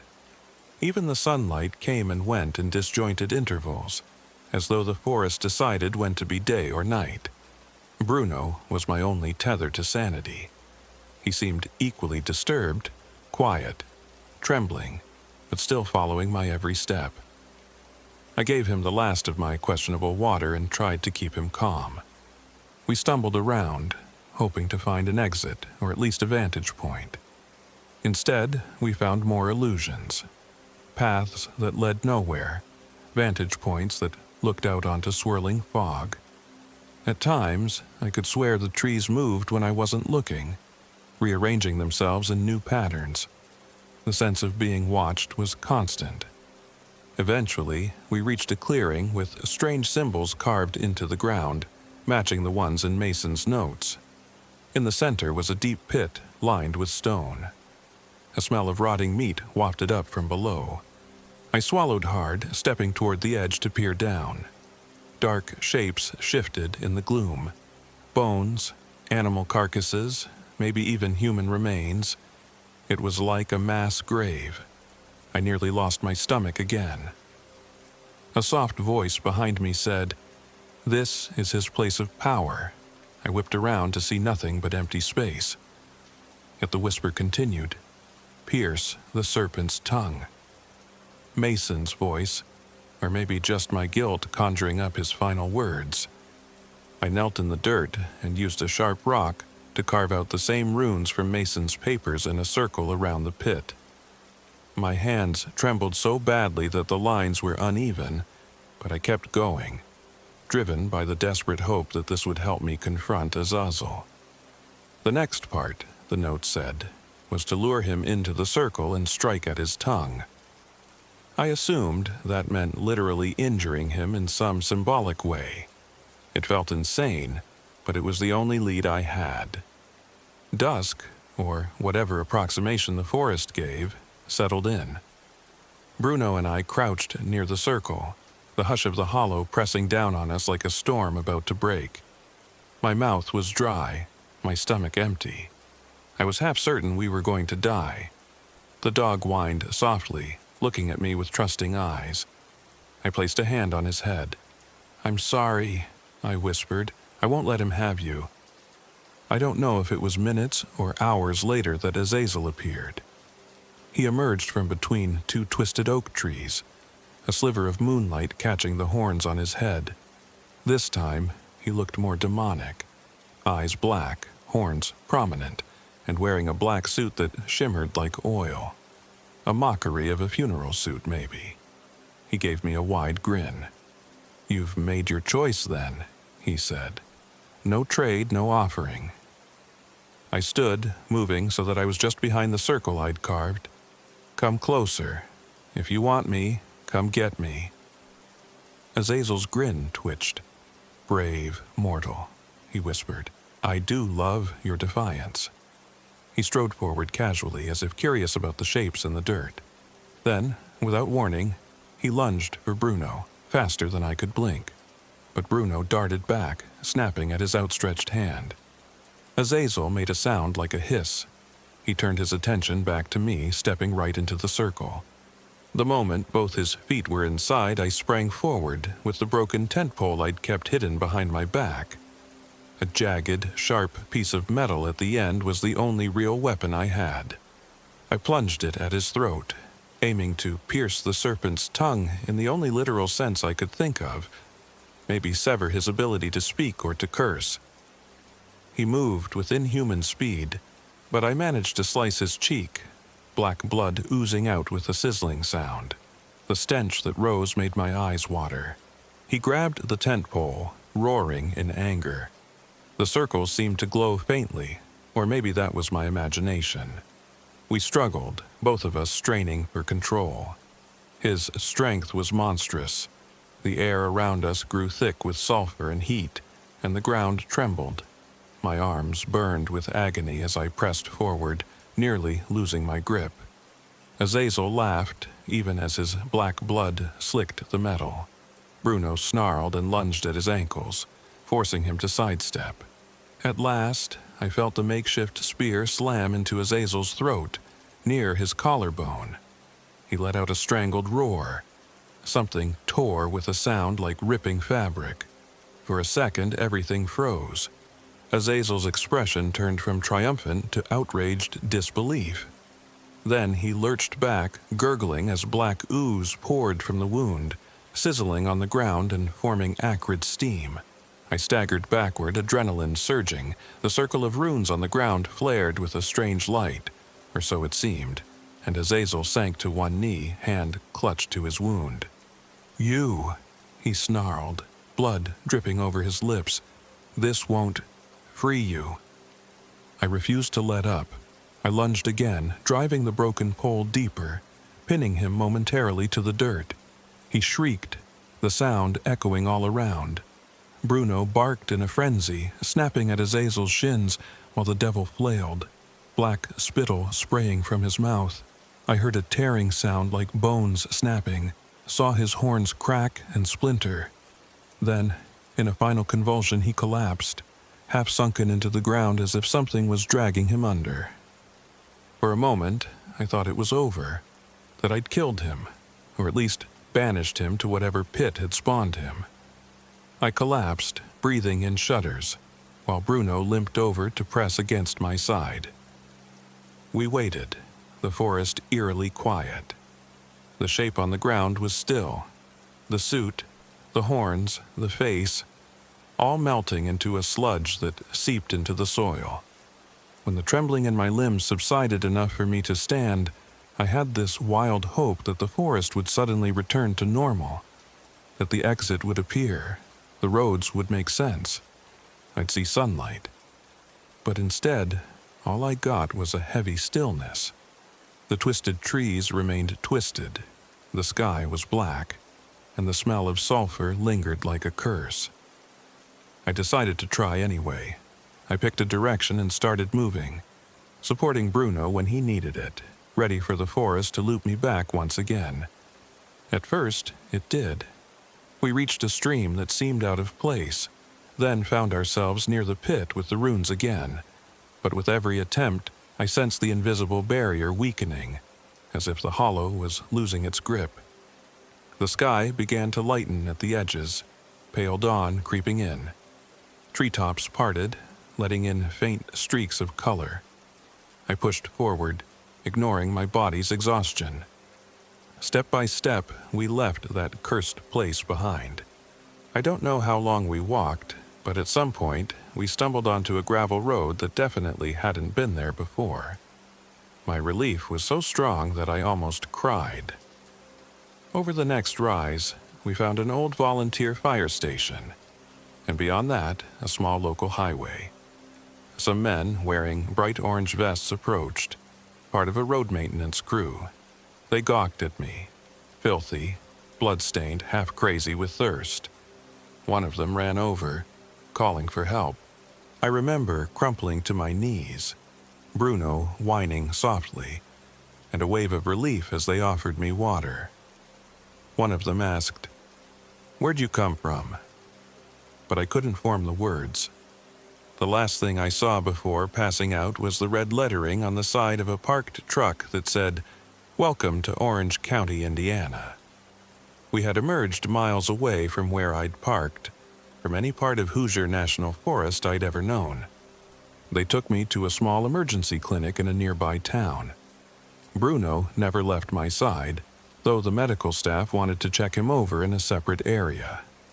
I insisted on being present as they examined the stitches on his flank.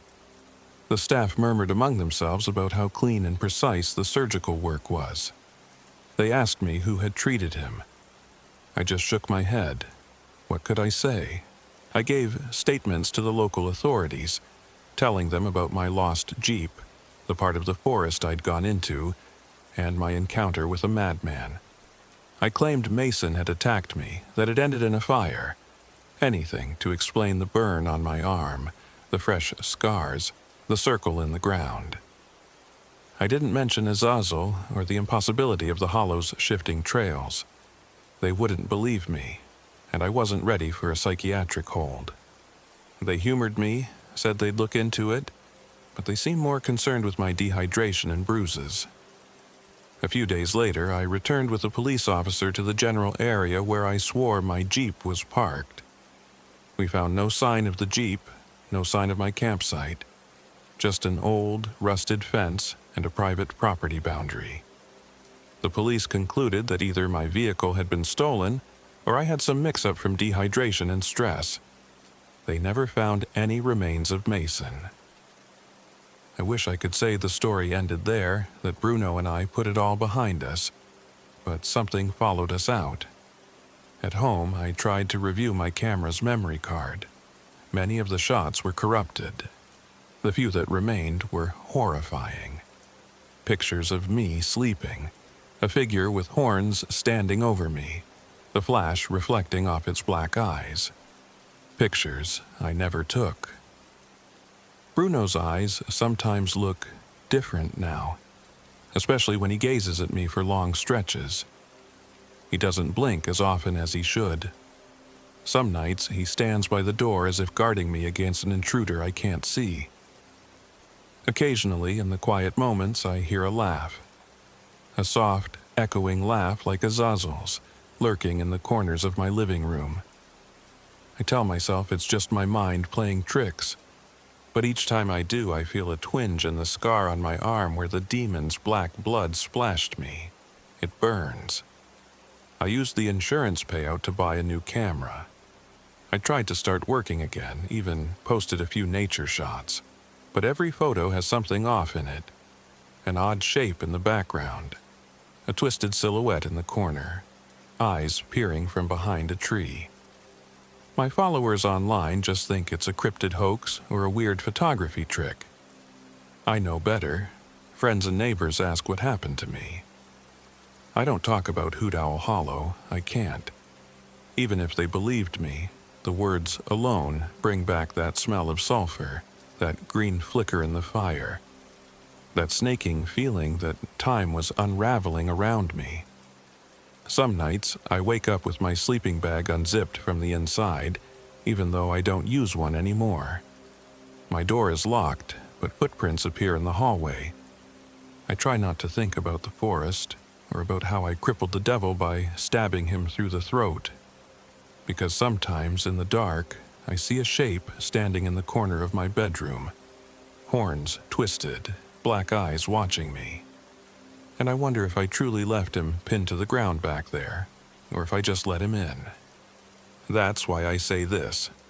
If you ever see a battered sign reading, Hoot Owl Hollow, no trespassing, turn around. Don't go in. If you see a tall figure with horns wearing a friendly face, run.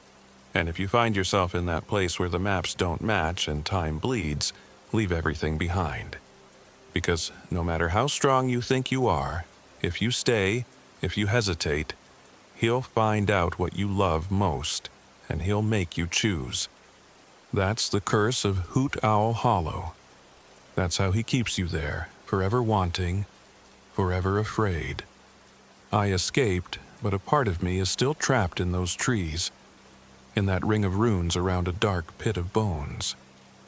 Azazel gave me time to reconsider, and every day I can feel him waiting.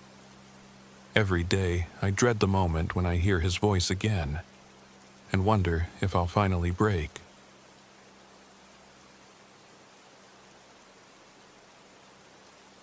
My name is Daniel Grayson.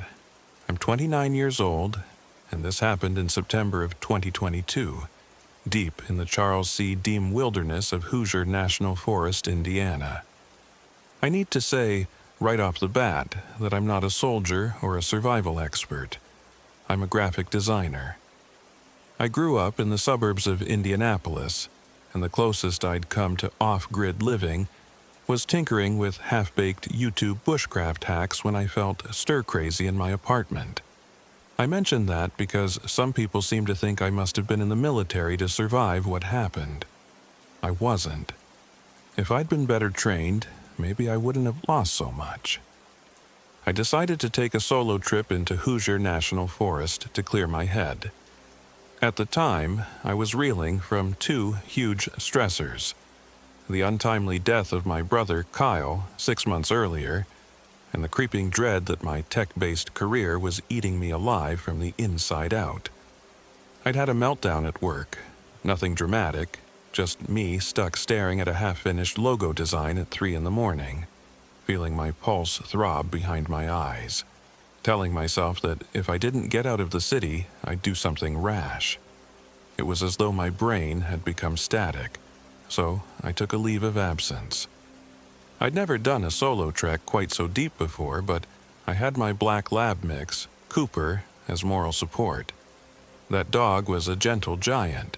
He'd carried me through Kyle's funeral, licking away tears and forcing me out for daily walks. What better companion on a lonely forest expedition than a dog who lived for chasing sticks and sniffing new trails?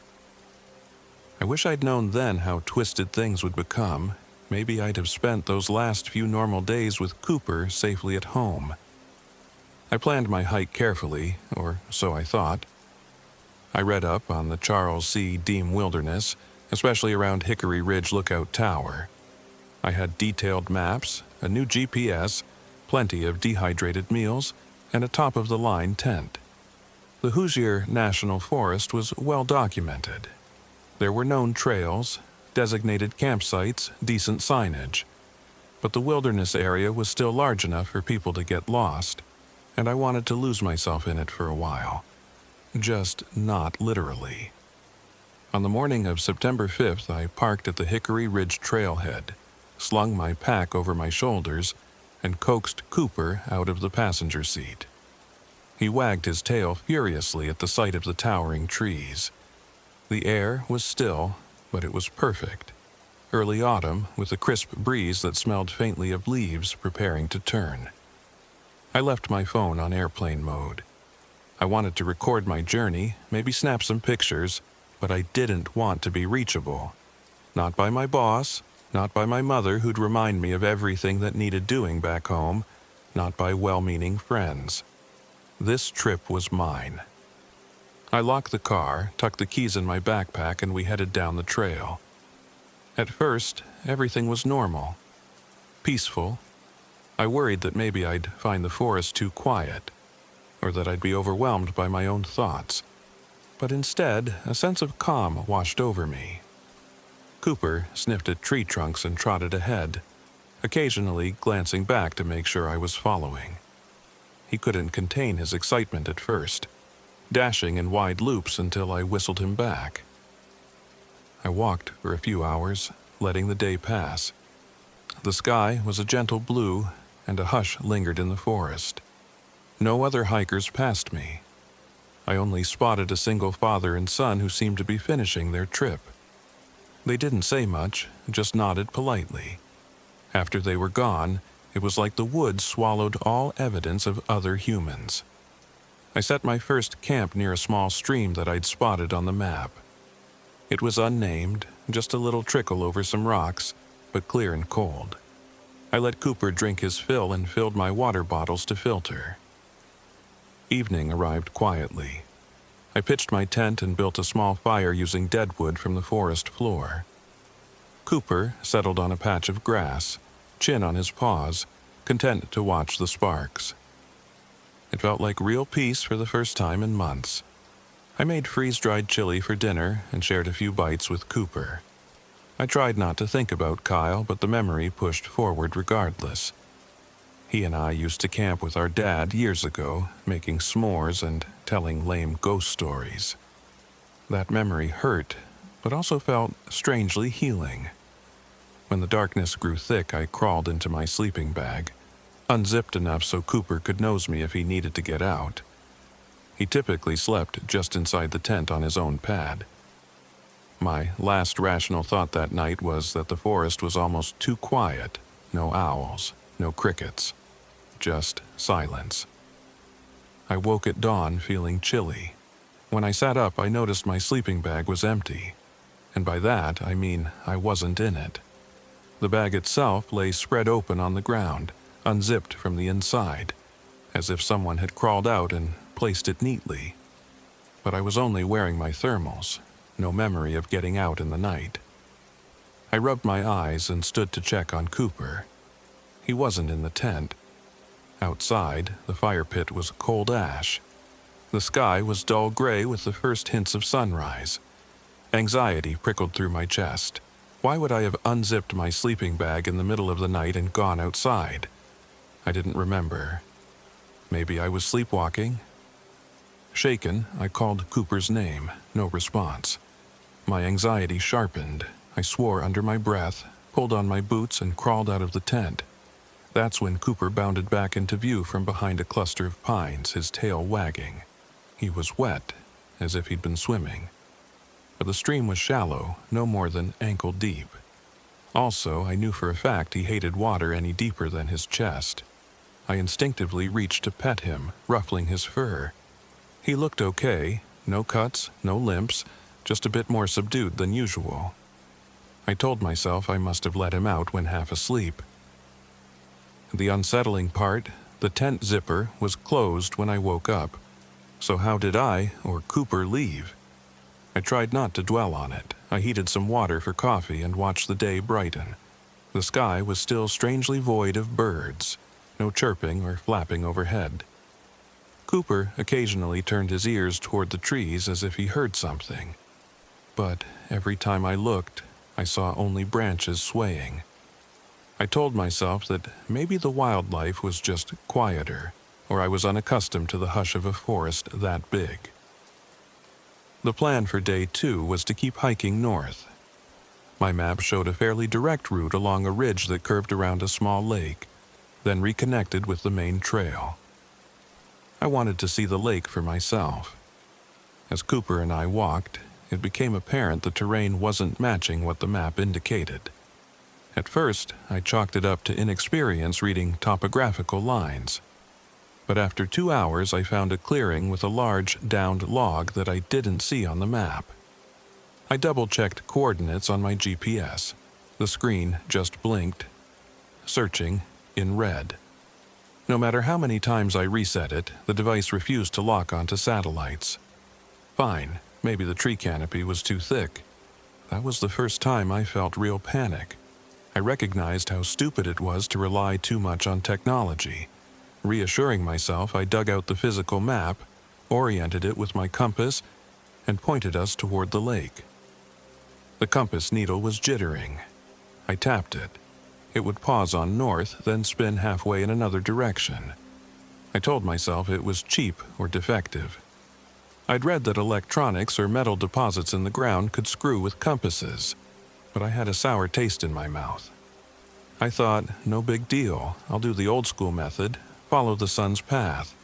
I could at least figure out east and west. It wasn't rocket science. So that's what I did. We hiked for several hours, stopping occasionally to check for signage or distinct landmarks. Late in the afternoon, I came across a carved message in a tree trunk. Leave or become. It was written in jagged letters at eye level. The carving looked fresh, the wood still raw with sap. Cooper sniffed it and let out a short whine. Goose flesh prickled on my arms because it felt aimed at me. I hadn't seen another living soul that day, yet here was this cryptic note. I walked on, shaking off the weird vibe. By dusk, I admitted I was lost. No sign of the lake, no sign of any official trail markers. My GPS and compass were useless. I saw no place that looked promising for a campsite until I heard the trickle of water again. Hoping it was a different stream, I followed the sound.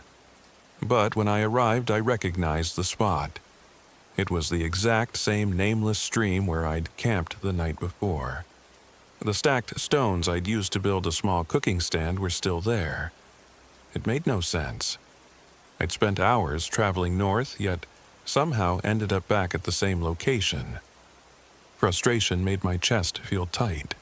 I dropped my pack and let out a curse that echoed off the trees. Cooper just watched with that tilt of his head. I looked up at the fading light and realized night was falling. Fine, I thought. I'll make camp here again. Tomorrow morning, I'll figure this out, reevaluate the route. Maybe there was a different path or my map was outdated. As I set up the tent, Cooper kept cocking his head like he was hearing something. Twice, he took off behind a patch of thick brush. Each time, I had to call him back. When it was properly dark, I built another fire. At first, it crackled normally, but then, very briefly, the flames flickered green. I tried to rationalize it, maybe copper or some chemical in the wood. Still, it was unsettling to watch. I can't say exactly when I noticed the forest around me was silent, but it hit me like a punch. Usually you can hear insects or leaves rustling, sometimes bats squeaking overhead. But there was nothing. The complete absence of noise pressed in. I stared at Cooper, half expecting him to bark, but he kept close to me, almost protective. Nervousness built. I clenched my fists around a half-burnt stick, listening for anything at all. My ears actually began to ring in the quiet. Suddenly, from the darkness, I heard a voice whisper my name. Daniel. It was so soft that for a second I doubted my own ears. Then, from the opposite side of the camp, the same whisper, Daniel. My heart seized. Cooper's snapped his head up, hackles rising. I had no illusions. I wasn't hearing the wind. That voice had spoken in hushed, almost playful tones, using my name. Nobody knew I was out there, at least not exactly where. I yelled, "Who's there?" No answer, just that crushing stillness. I took out my flashlight, shining it around the perimeter of the camp. The trees looked normal except for one trunk that seemed scratched or scarred. As I watched, something moved behind it. A flicker of motion, just enough to see an outline. It was tall, shaped like a person, but elongated. My beam caught what might have been a face, though it vanished so fast I wasn't sure. I called out again, my voice trembling. "Hello?" There was no response. Eventually, I convinced myself it was my imagination and retreated to the tent, though I kept the flashlight within reach. I crawled into my sleeping bag, leaving the flap partially open so Cooper could go in and out. My heart kept pounding. Sometime after midnight, exhaustion overcame me. I woke to pitch darkness. No firelight, no moonlight, and something was dragging me by my ankles out of the tent. I felt the ground scraping my shoulders. I screamed, thrashing and kicking. My boots weren't on. I'd taken them off before bed, so my feet hit something soft and then my hands found wet fur. It was Cooper. He was tugging me, but not aggressively, more like he was trying to pull me out into the open. Panic jumbled my thoughts. I scrambled to get my bearings, clinging to Cooper's collar as I tried to get upright. My flashlight was gone. I fumbled around, every hair on my body standing on end. Cooper whined, then growled. I snapped, "Coop, what the hell?" He let go. The forest was so dark that I couldn't see more than a vague silhouette of him. Something rustled behind the tent, and my stomach clenched. I realized Cooper was trying to pull me away from the tent, maybe to protect me from something inside. We both froze.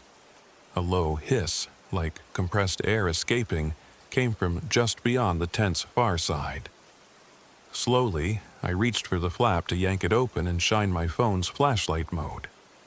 But I still had to find my phone. My breath hitched. I'd left it next to my pillow. If I wanted it, I'd have to go back in. Summoning courage, I inched closer to the tent door, patting the ground until my fingers closed on the phone's cold metal casing. I pressed the power button. The screen stayed dark. I pressed it again. Nothing. Dead. I must have left it on all day or something drained the battery. Great. That hiss came again, only it sounded more like a voice, softly sucking air through teeth. I couldn't stand it. I thrust my hand inside the tent, groping for the flashlight. My fingers caught the plastic handle. I clicked it on. A halo of light cut the darkness. At first, I saw nothing but the nylon interior. Then, I heard a scuttling noise to my left. I yanked my head around, shining the flashlight beam wildly. Nothing. Everything was empty. The tent was partially caved in from me being dragged out, but no one was there, just the silent trees beyond. I forced myself to investigate behind the tent, where I'd heard that sound. There, in the dirt, was a set of prints. Not quite human. They were elongated, with what looked like a single large toe or claw, trailing away into the dark.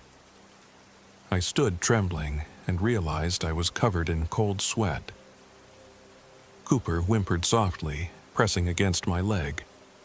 We were alone now, it seemed. That night, I barely slept. Once the sky lightened, I resolved to get the hell out. There was no reason to continue a nature retreat if someone was stalking me.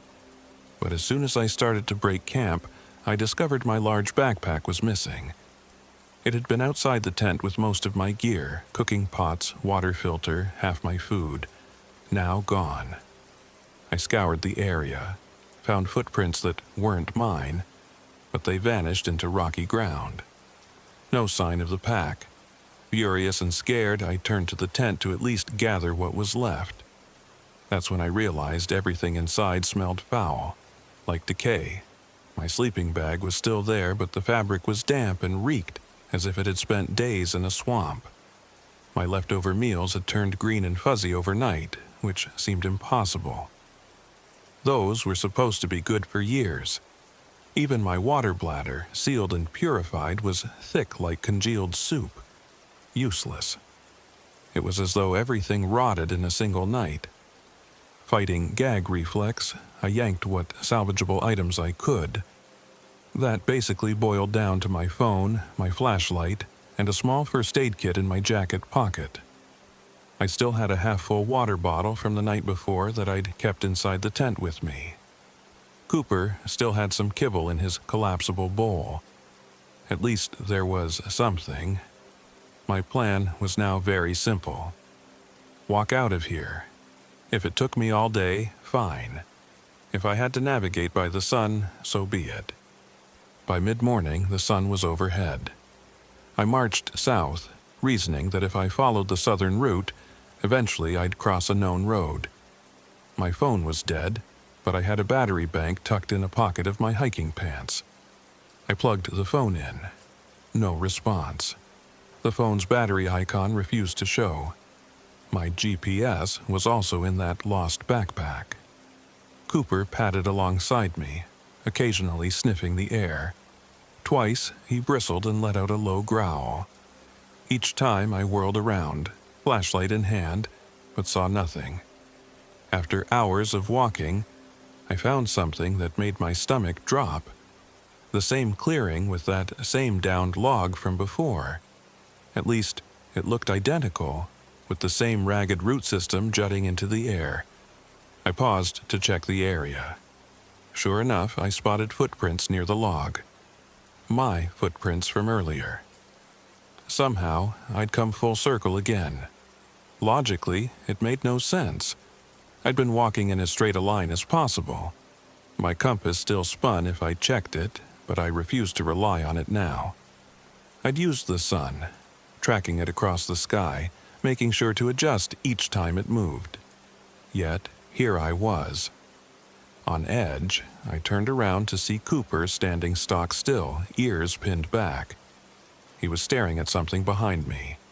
I whipped around, raising my flashlight out of reflex, even though it was daytime. At the edge of the clearing stood a figure. It looked like a man, maybe my height, wearing a torn jacket. But the face, it wasn't quite right. The proportions were off. Then it stepped forward. I saw my own face staring back at me.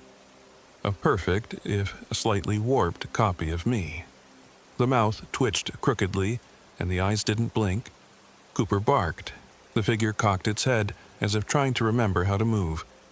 I stumbled backward, heart hammering against my ribs. "What do you want?" I shouted, voice shaking. The thing parted its lips, and the sounds that came out were distorted, like a recording played at half speed. "Daniel," it whispered, warping my name in a guttural tone. I nearly dropped the flashlight. Adrenaline spiked. I did the only thing that came to mind. I scrambled away with Cooper at my heels. The figure didn't chase us. I heard no footsteps, just that eerie, mocking voice echoing through the woods calling my name in a staccato series of whines. Running blindly, I almost twisted my ankle on a rock, but forced myself to keep upright.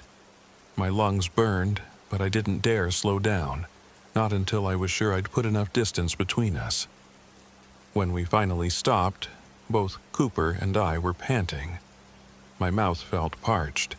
I forced down a small gulp of water from my remaining bottle, giving some to Cooper. The day was hot, the forest oppressive with humidity. My mind was reeling. I was in too deep with something I couldn't comprehend. This wasn't a normal human or a wild animal. That evening, with no real plan, I desperately searched for a place to sleep. I doubted I'd even manage more than a nap. Every large tree looked ominous. Every rustle in the undergrowth made me jump. Eventually, I found a rocky overhang. It wasn't exactly a cave, but I could at least wedge myself in and have some cover. I scraped together some dry branches to build a small fire. In the gloom, the flames refused to catch for the longest time. Finally, the tinder sparked, but the resulting fire gave off a pungent odor. It never truly roared like a normal flame, more like a faint, flickering torch that barely lit the small space. I fed it more branches. The shadows around me twitched in the flicker, and I worried they were alive. Cooper shivered at my side. I checked him for injuries, but found none. He wouldn't lie down. He just stared outside into the blackness of the forest. Again, there were no nighttime sounds, as if the forest was waiting. My eyes burned with exhaustion. I drifted between dozing and snapping awake at phantom noises. At one point, I heard Cooper get up. In a half-asleep haze, I thought he was stepping out to relieve himself, but when my eyes snapped open, I saw him vanish into the tree line, as if pulled by an invisible rope. I lunged to grab his collar, but he was gone. Panicked, I scrambled onto my feet, brandishing my flashlight. "Cooper!" I shouted, voice echoing. No answer. I rushed outside, scanning left and right, but I saw nothing but ghostly trees.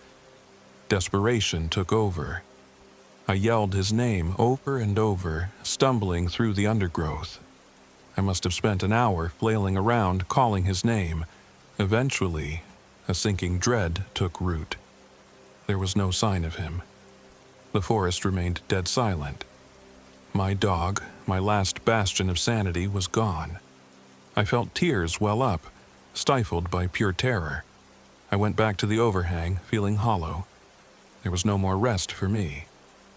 I sat with my back to the rock, eyes pinned on the darkness, waiting. At first light, I tried once more to find Cooper. I walked a broad spiral outward, calling his name. My voice grew hoarse. That's when I saw footprints in the mud that might have been from his paws, leading deeper into a thicket. I followed them. The footprints eventually disappeared on rocky ground, but I kept going, pushing branches aside, scraping my arms on briars.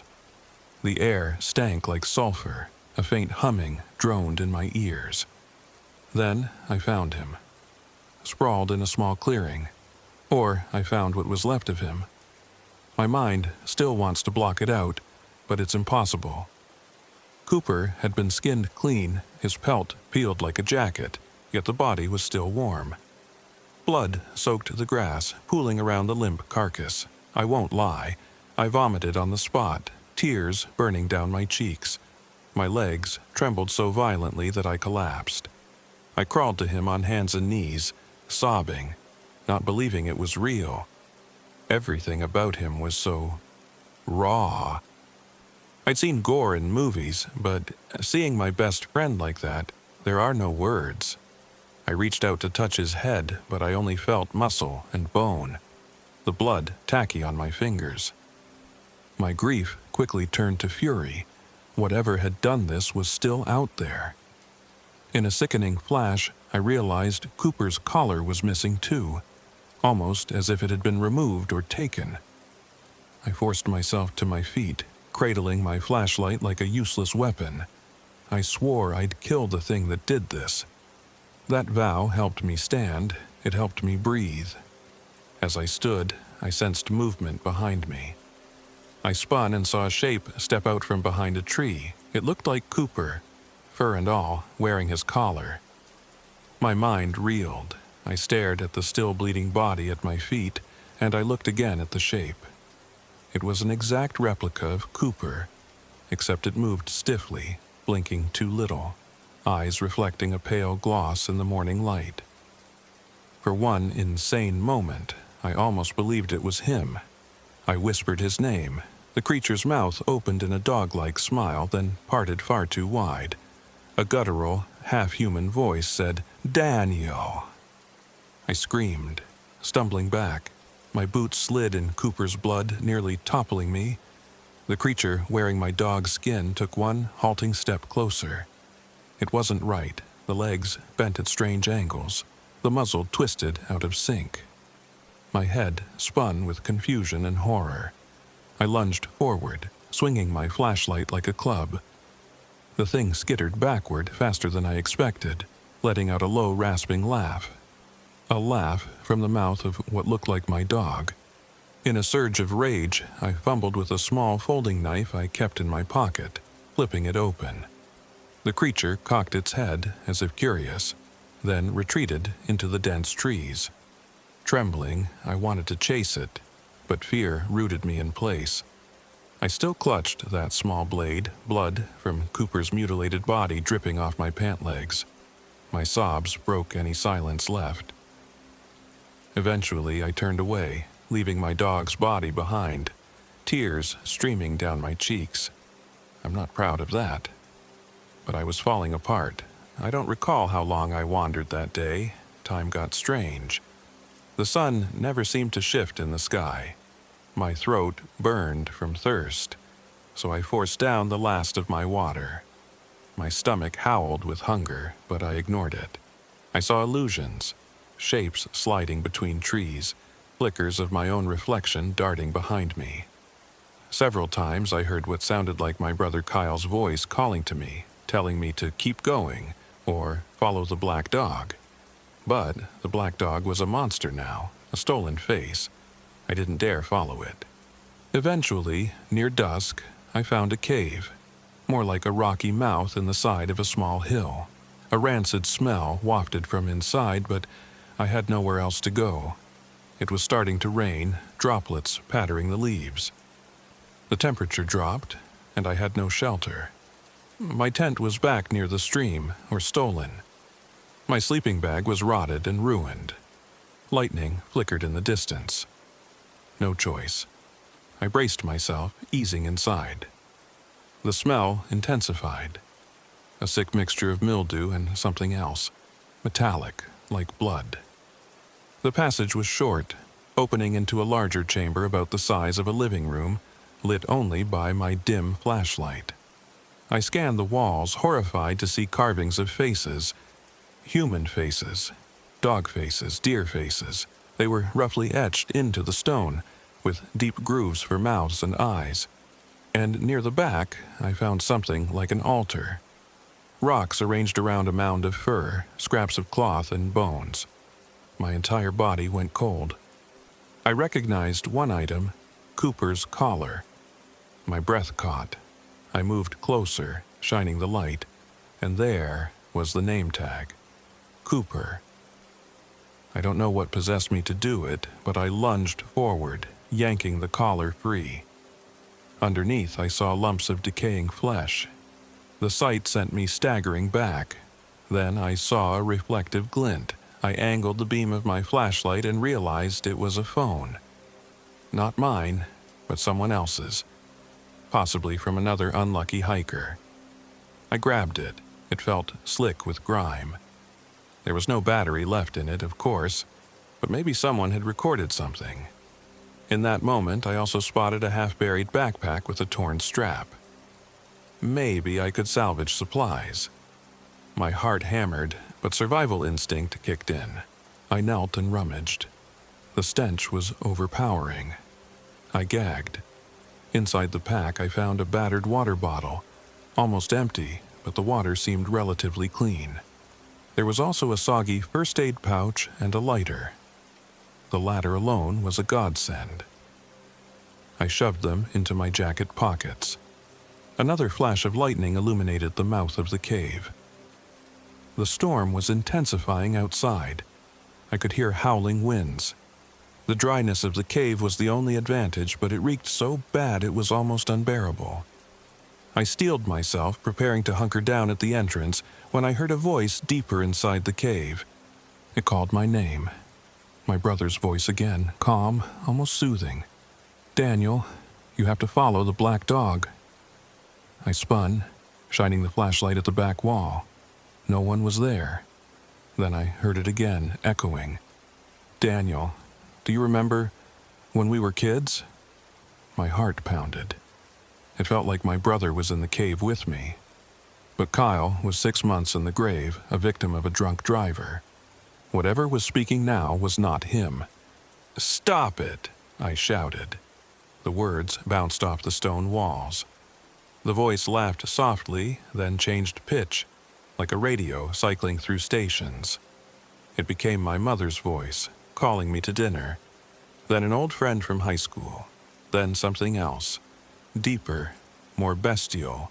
The final voice was my own, whispering, "Get out, get out, get out." My flashlight started to flicker. Terrified, I backed toward the entrance, unwilling to stay in that vile chamber. But the storm outside was raging, sending sheets of rain across the forest floor. Thunder shook the ground. A monstrous shape appeared at the cave opening, a silhouette with elongated limbs. My heart lurched. Was it the same thing I'd seen wearing my face? Lightning flashed, and I caught the outline of something with a twisted spine, just tall enough to scrape the cave ceiling. In the brief flicker, I saw a half-rotted deer's head perched on top of a man-like body, but it kept distorting like the world's worst optical illusion. I was cornered. Fight or flight. I whipped out my folding knife and advanced, insane with fear and anger. "What do you want?" I screamed. The thing hissed, a sound like air escaping from a balloon. Then it scuttled sideways, letting out a series of pops as its joints seemed to rearrange. Another bolt of lightning lit the cave mouth, and I saw it hold out an arm that ended in claws. The stench grew unbearable. I thought I might faint, but adrenaline kept me upright. The creature rushed me. I slashed wildly. My blade connected with something, meeting resistance. A screech filled my ears, making me stumble. In the next flash of light, the shape withdrew, clutching a gash in its side. I saw black, viscous fluid drip onto the stone. My mind reeled. Did I actually hurt it? I lunged forward again, unthinking, letting out a raw yell. My knife struck a second time. The creature staggered back, colliding with the altar behind it. Stones clattered. Before I could press the advantage, my flashlight cut out entirely.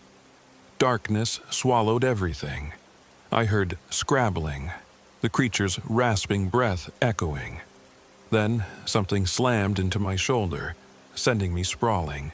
My head cracked against the rocky wall, leaving me dazed. I clutched my knife so tightly my knuckles burned, but I couldn't tell if I dropped it. Disoriented, I lashed out, but my hands found only damp air. Lightning flashed again, revealing the creature now slumped near the altar, its form flickering from the deer-headed monstrosity to something that looked vaguely human, to something else entirely. A series of illusions flickered. The last shape I saw was Cooper's silhouette, his eyes glinting eerily, blood dripping from the corners of his mouth. I screamed again, hurling the knife. The creature twisted aside, letting out a bone-rattling wail that reverberated in the cramped space. Then it disappeared deeper into the cavern, out of sight. My flashlight still refused to turn on, so I fumbled for the lighter I'd found in the backpack.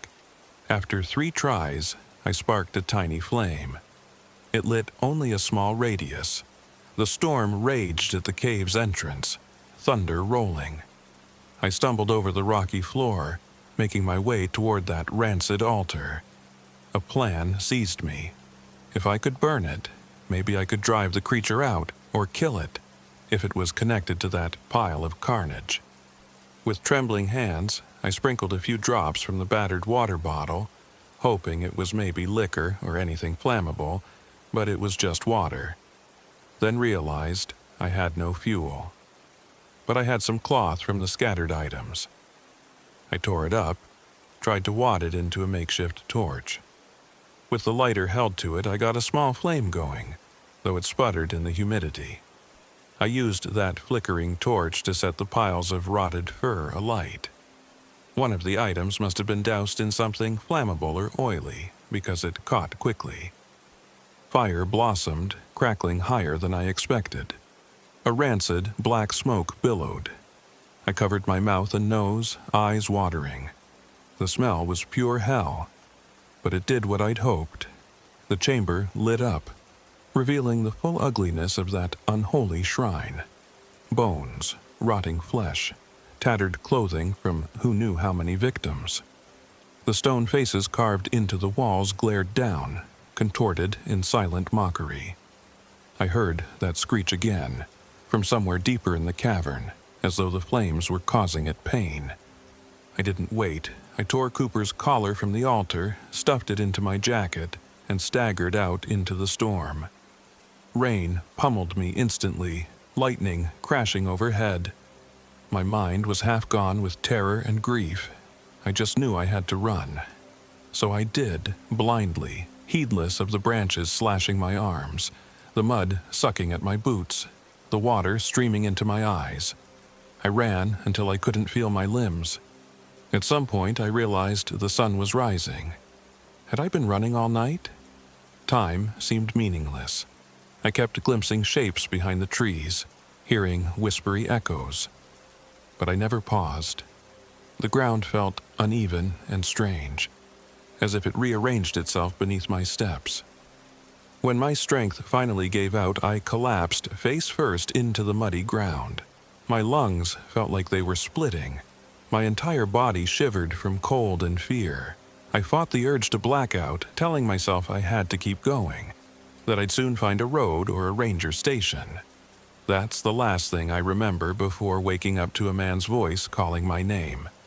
Not a monstrous hiss, but an actual human voice. I opened my eyes to see two men in bright orange rescue gear standing over me. One had short gray hair, the other was younger, maybe mid-30s. I blinked, not believing it at first, convinced it was another trick. But they reassured me softly, telling me I was safe. They gave me water, wrapped me in a foil blanket. I remember babbling about Cooper, about the creature, about how I'd burned the cave.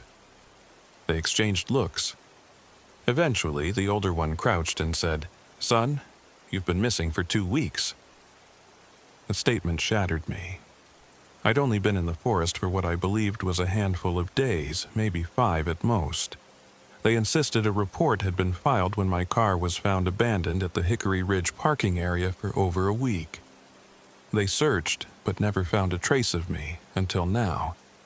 I broke down, sobbing from a mix of confusion, relief, and unresolved trauma. I demanded they search the cave for Cooper's remains. They said they'd send a team, but I think they chalked most of my story up to delirium. A short while later, a helicopter arrived, airlifting me to a nearby hospital. My body had severe dehydration and hypothermia, plus a nasty concussion. I spent the next 2 days in an exhausted daze. The local authorities and a park ranger interviewed me. I told them everything: the rotted supplies, the shape-shifting creature, the weird illusions, Cooper's death. They took statements but seemed unconvinced. They blamed wild animals or a possible bear for the dog's disappearance, maybe a hallucination caused by exposure and fear. The only thing that gave them pause was the large cut on my scalp and the fresh gouge in my shoulder, which couldn't be explained easily. I tried to convince them to search deeper to check the cave. If they did, they never told me the outcome. I was told to focus on recovery. In the end, I left the hospital with no closure. My dog's body was never found. Some part of me raged that I'd abandoned him to that vile place. At night, I still see him in my nightmares, wagging his tail until he turns around and I realize his pelt has been peeled off. I wake up screaming. I keep Cooper's collar, the only physical proof I have. Sometimes I squeeze it in my hands just to remind myself that I'm alive. They say time does strange things to the mind, especially under stress. But no psychologist can explain the intricacies of what I went through, nor the phone on which I later discovered a 12-minute video in my photo album, dated halfway through my disappearance. The video shows me from above, lying in my sleeping bag, eyes half open but obviously asleep. The camera must have been hovering over my head, or someone was standing on the ceiling. In the final seconds of the video, the frame shakes violently and a raspy whisper says, "Still wearing your skin just fine, Daniel," before it cuts off. I can't watch it anymore. I tried to show people. Some claim it's a hoax. The authorities aren't interested. I've been home for 4 weeks now. Physically, I'm healing. Mentally, I'm not sure. I don't leave my apartment much. My reflection in the mirror feels off, like there's a millisecond delay when I blink. Sometimes, in the corner of my eye, I see a tall, flickering shape in my bedroom mirror. But when I turn to look, it's gone. The doctors say it's PTSD or a stress-induced visual disturbance. But sometimes, I wonder if that thing took more from me than I realized. All I know is that Hoosier National Forest isn't safe. At least, not for me. Something old lives there. Something that can wear your face or your dog's body, It nearly took my life. Some nights I wish it had, because now I see that reflection in every empty window, wearing my face like a mask. I close my eyes and I'm back in that cave, tasting blood in the air. The quiet whisper of my name drifting through the stone walls. If you ever hear a voice in the woods calling your name in your own voice, run. And if your dog's eyes look a little too pale, or if you turn around to find your backpack missing and your supplies rotting overnight, don't wait until it's too late. The forest can swallow you. Then it'll wear your face while you slowly go insane, chasing echoes of yourself. Some nights, I question if I ever truly left that place. I've learned this much. If you see yourself out there, turn around and never, ever look back. Because once that thing sets its sights on you, it might follow you home. And worst of all, if you lose someone you love to it, you'll never know for sure if the version you bury is really them. I've tried to move on, to bury the memories. But sometimes, when I'm washing my face in the bathroom mirror, my reflection lags just a fraction too long, with a crooked grin I swear I'm not making. Then it catches up, snapping into place, leaving me reeling with fresh terror. That's when I remember the words I heard in that swirling mass of horror. You're already mine. I don't think I'll ever be free. And maybe that's the price for stumbling too far into the hollow, for daring to face the darkness that answers to my own name.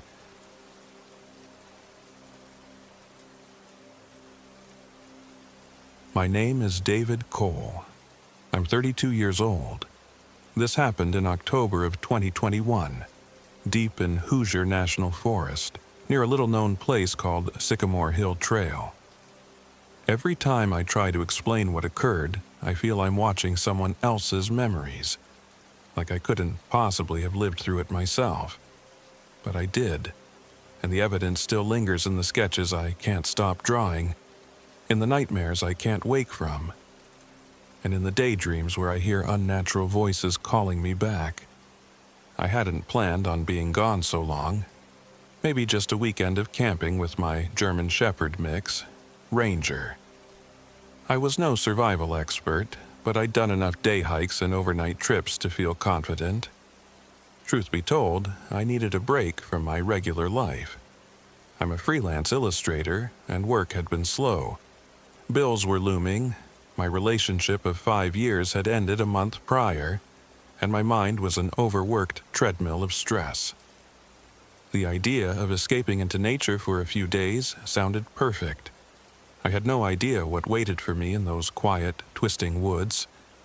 Ranger and I arrived on a cold, drizzly morning, just after dawn. There's a small, barely maintained parking area off a winding back road. A single wooden sign said Sycamore Hill Trail, though trail was being generous. It was more of a rough path that eventually disappeared into the forest. I parked, grabbed my backpack, made sure my phone was fully charged, and set out with Ranger leading the way. He was excited, tail wagging, sniffing at every bush and log. Even his presence couldn't shake the uneasy feeling that whispered at the back of my mind. I wrote it off as being unfamiliar territory, or maybe just the gloom of an overcast sky.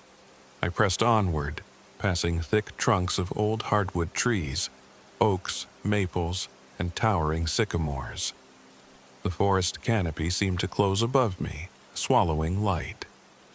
Within an hour, we saw the remains of an old stone chimney, maybe part of a homestead from a century ago. While it was fascinating, it also felt haunted by leftover sorrow, a kind of intangible sadness. Or maybe that was just my mood. If only I'd turned back then.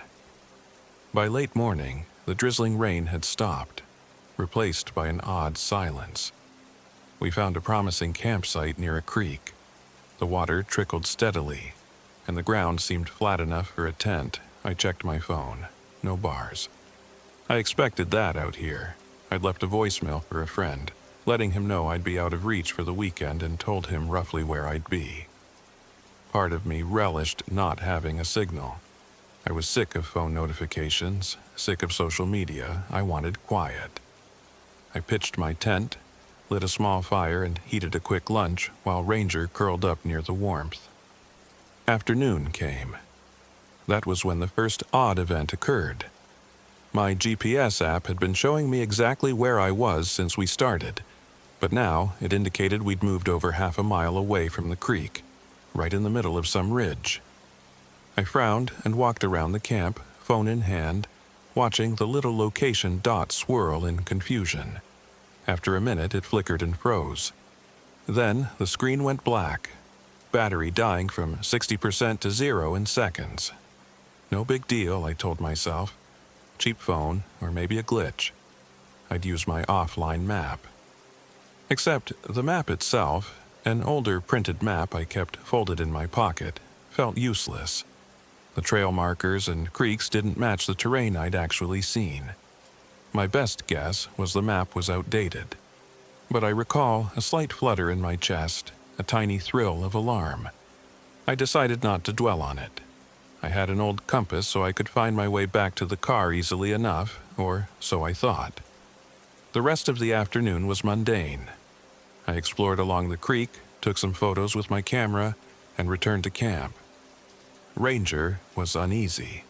He'd wander away a few yards, nose to the ground, then abruptly jerk his head up and stare into the tree line. Each time he did this, he'd let out a low growl, lips curling back. Once, I heard something scuttling away, maybe a deer or raccoon, but some primal part of me insisted it was bigger than a deer. I tried to laugh it off, my mind spinning ghost stories, but my heart hammered in my chest. Night fell sooner than I'd expected. The canopy overhead made everything dark so fast. I started a fire. It kept dying despite the kindling being plenty dry. When it did catch, the flames flickered with tinges of blue and green. I told myself maybe there was a chemical in the wood, some fungus or sap with unusual properties. Rangers stayed close, occasionally sniffing at the edges of camp. I turned in early, figuring a good night's rest would help me settle. In the middle of the night, I shot awake to frantic barking. Ranger was gone from the tent. My first hazy thought was that an animal had wandered too close. Fumbling with my flashlight, I unzipped the tent. The forest outside was impossibly dark. The short hairs on my neck stood up at the stillness. No wind, no insect calls. Just silence. Even Ranger had stopped barking. "Ranger!" I shouted, my voice echoing. Another wave of panic hit me as I realized I was absolutely alone in the pitch black. I flicked on my flashlight and began looking for footprints or any sign of which direction he'd gone. That was when I noticed my backpack. It was supposed to be right outside the tent flap, but it wasn't. I finally found it up in the branches of a tree about 20 feet away, dangling like a child's lost balloon. My heart seized. How would it get up there? There were no claw marks on it, no sign of a struggle.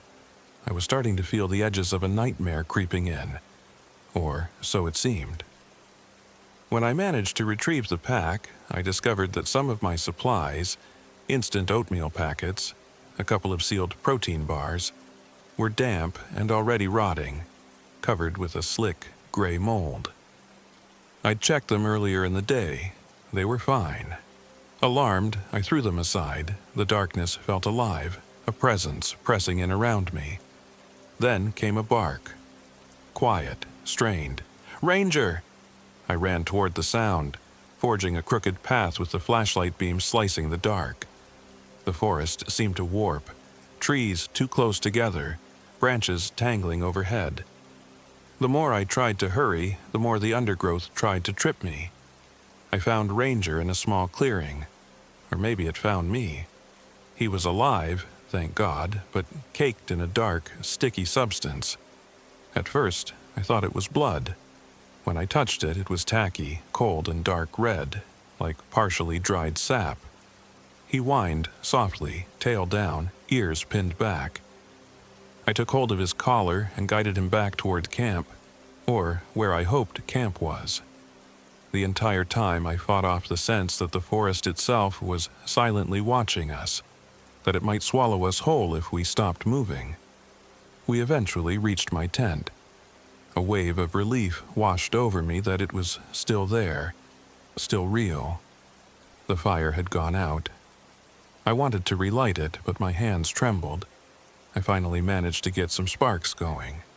The wood hissed as though protesting, but eventually caught.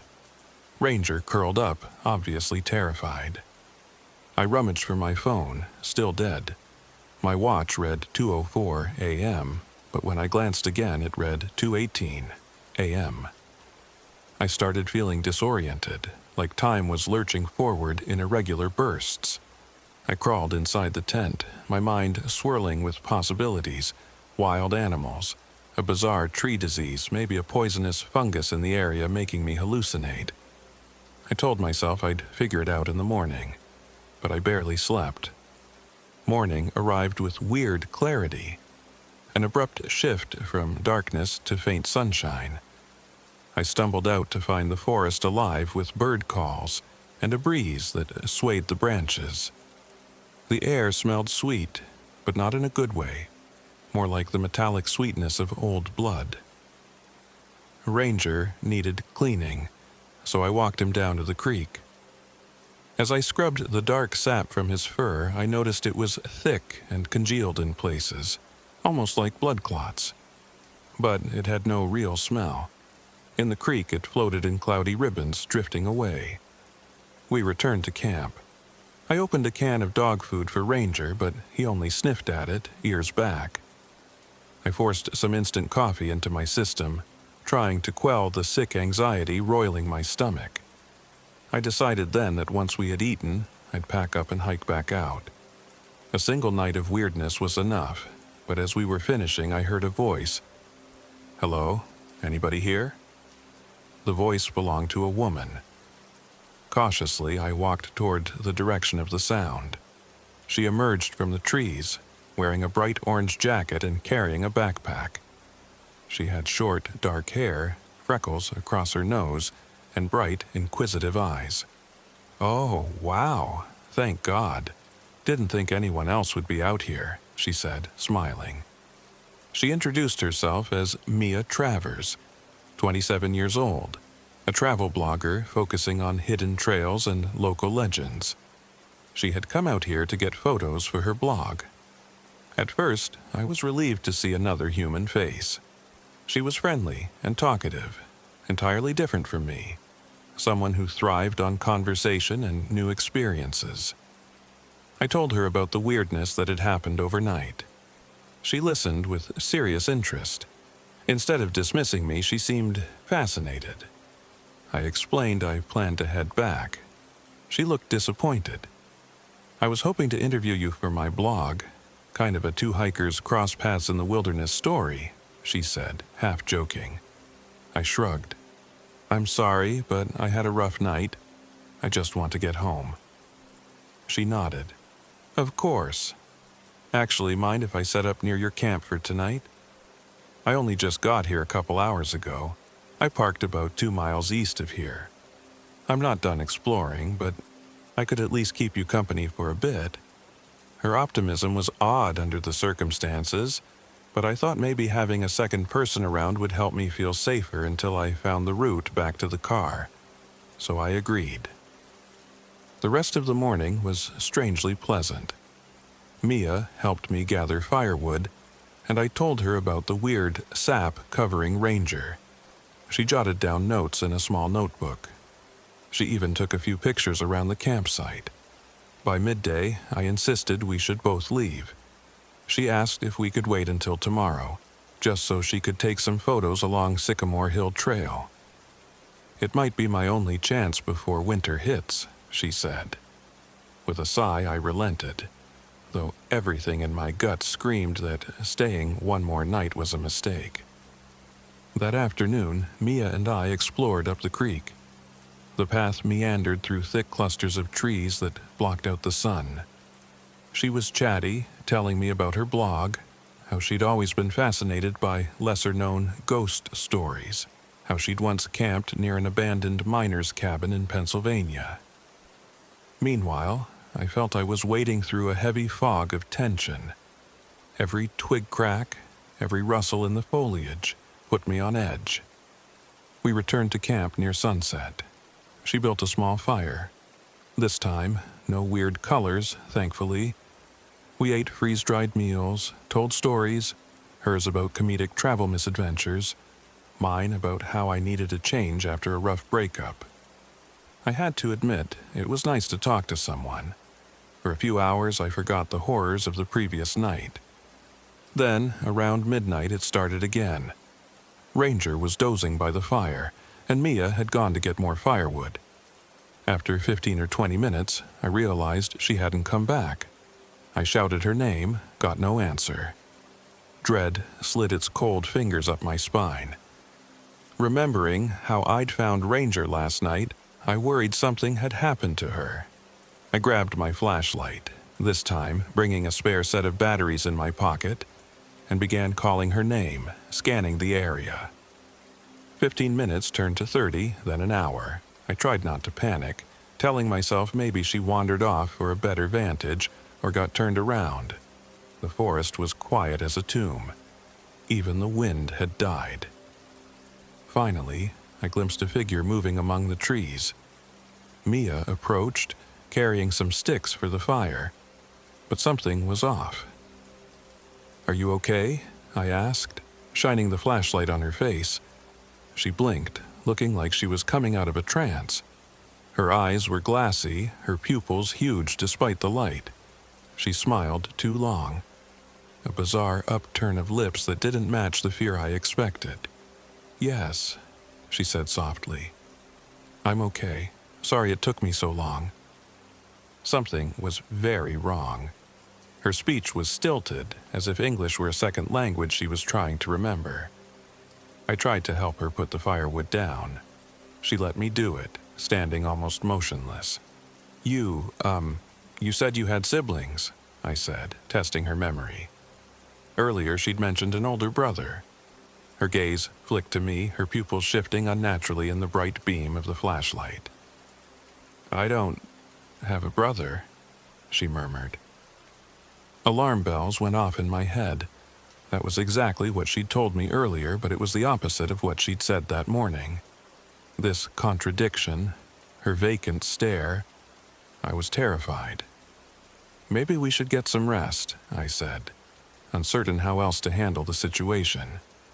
"We'll figure this out in the morning." She nodded mechanically, turning away from me without another word. My flashlight played across her face.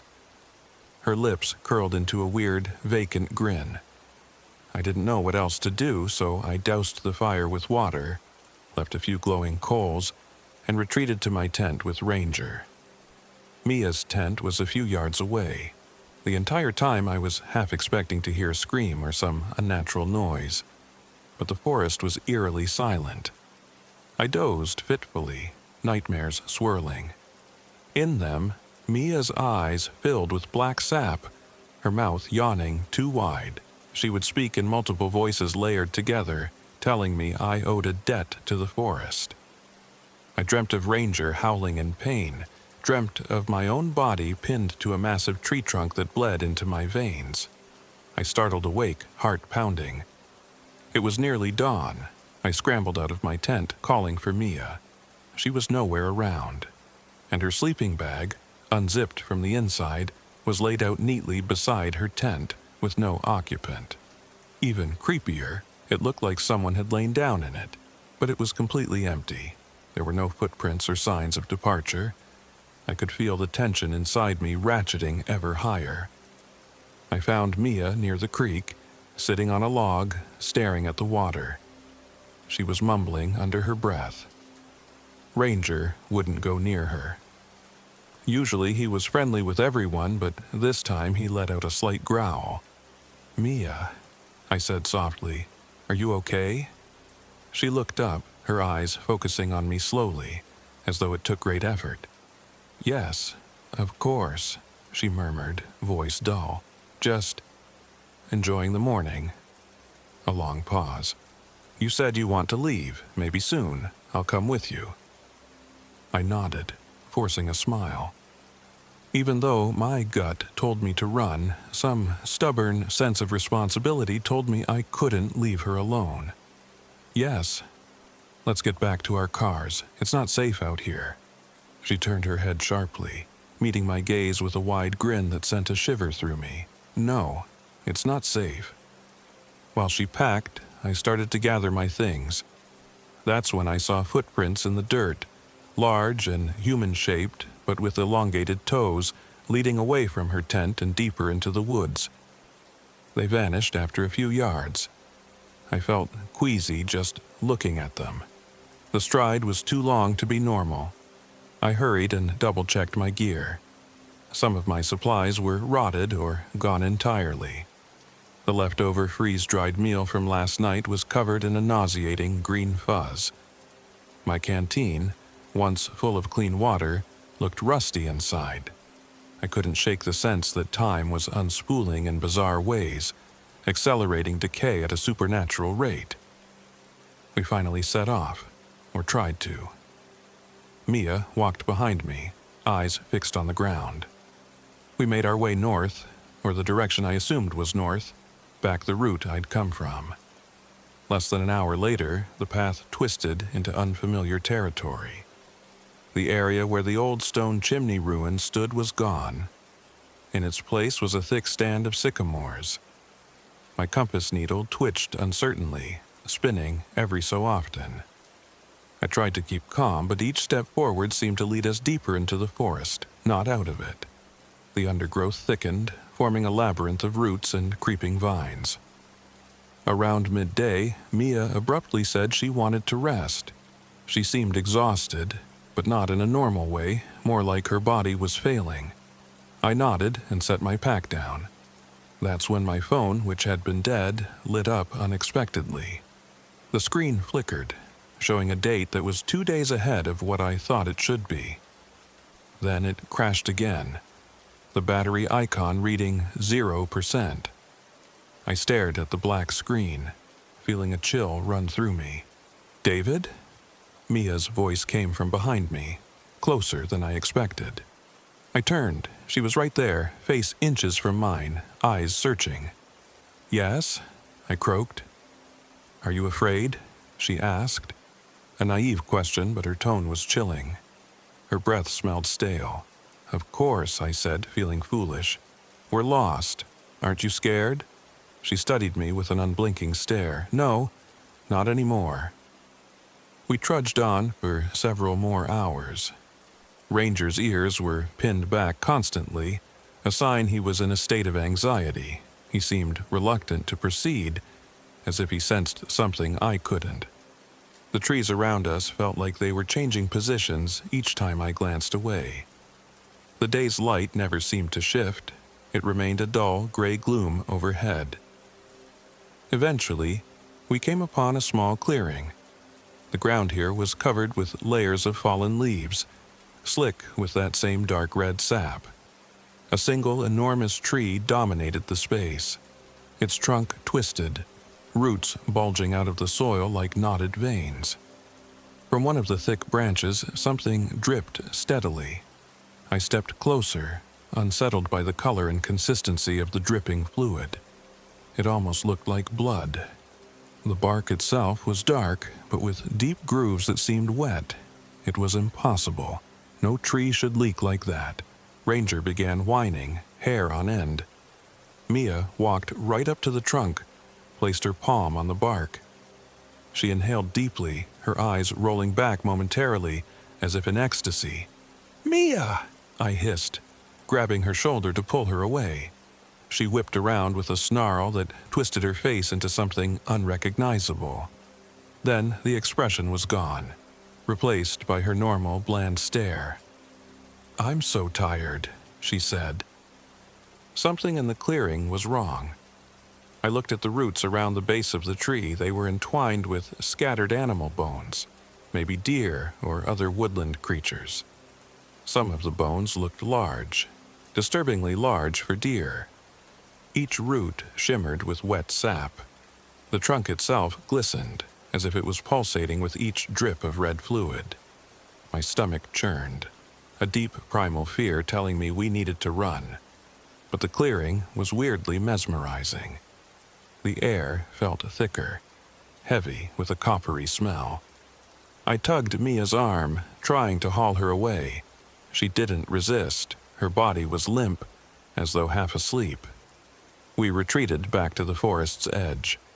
Ranger followed, tail tucked. But once we reached the perimeter of trees, we realized the forest floor ahead was darker, twisting in a new direction. It didn't look like the same path we'd used to enter. The sky above was dimming. I swallowed, realizing we had no other option but to find a place to hunker down for the night. Running blind in the dark might be worse. We made a small camp about 100 yards from the clearing, in a spot where the ground was moderately level. I was on edge every second, scanning the shadows. Ranger sat close, ears perked. Mia stared into space. I built a fire, but it crackled ominously, spitting sparks in strange hues. "Maybe we can wait it out," I said, half to myself. "In the morning, we'll figure out where we are." Mia only nodded. I missed her previous chatter and friendly smile. She was like a shell of herself now. That night was an ordeal. I kept hearing rustling around us, soft footfalls or the crack of a branch. But every time I tried to pinpoint the source, it stopped. At one point, Mia rose and walked off into the dark. I jolted up, shining my flashlight. "Mia, where are you going?" She didn't answer. Her shape dissolved into the blackness. I wanted to chase her, but some instinct made me hesitate, like if I followed, I'd never come back. So I waited, breath locked in my chest. She returned an hour later, silent. I asked where she went. She said nothing, just sat near the embers of the dying fire. Then she turned to me with wide eyes and said, "The forest says you took its eyes. You owe it flesh." A shiver crawled up my spine. "What are you talking about?" I demanded. She stared into the embers, then repeated, "You took its eyes." She slowly turned to look at Ranger, who was trembling. I hardly slept. When I did slip into unconsciousness, the nightmares enveloped me. Twisting trees, dripping sap, howling wind that spoke my name. I dreamt of Mia's face turning to wood, her skin flaking to reveal bark underneath. I dreamt of a woman's voice chanting in the distance, and a menacing shape that looked half human, half animal. Upon waking, I found that it was still dark, yet my watch read 10 a.m., then 10 p.m., then it died. Time made no sense anymore. Sometime during that endless gloom, Ranger started whining. He stood, ears pricked, body stiff. I shone my flashlight around. Mia was gone again. Terrified, I got to my feet. "Mia!" I whispered. Ranger darted out into the darkness. This time, I followed. We navigated twisted paths, stepping over large gnarled roots that seemed to multiply underfoot. Eventually, I heard a voice, or many voices, chanting in broken echoes. The flashlight illuminated the horrifying source. Mia stood in front of the large, bleeding tree, her hands pressed to its trunk. Thick ropes of that red sap coated her arms. At her feet lay something that made my stomach lurch. Ranger was on his side, choking, his neck bent at an unnatural angle. Mia looked at me, her face contorted, eyes black as tar. "You took its eyes," she repeated. Then, with horrifying strength, she twisted Ranger's neck, snapping it. In that moment, the world collapsed. I heard myself screaming, lurching forward. She, or whatever was controlling her, shoved me backward with an impossible force. I hit the ground, the wind knocked out of me, tears streaming down my cheeks. Ranger's body twitched once more, then lay still. Mia's face was a blank mask. Her eyes were wide, swirling with shadows. She spoke in a voice that sounded like an entire chorus. "His eyes, You owe them." I scrambled back, certain I was about to die. Then something flickered at the corner of my vision. The forest itself, the twisting branches seemed to breathe. The huge tree behind Mia groaned, its trunk warping like muscle. My mind reeled, convinced I'd lost it completely, but a flicker of survival instinct told me to fight back. I grabbed a nearby broken branch, its jagged end wickedly sharp. Mia advanced, that alien grin stretching her lips. She lunged at me with inhuman speed, and I thrust the sharpened branch forward. It stabbed into her abdomen. She let out a shrill, layered shriek. When she staggered, I saw a horrifying sight. Instead of blood, thick sap dripped from the wound. She collapsed to her knees, keening. For an instant, her eyes cleared, and I thought I saw real fear. "Help me," she whimpered. Then a spasm tore through her body, and her face contorted again, the blackness returning to her eyes. She pulled away from the branch, sliding it out with a sickening squelch. I retreated, scrambling to my feet. I was shaking so badly I could hardly stand. She hurled herself at me again.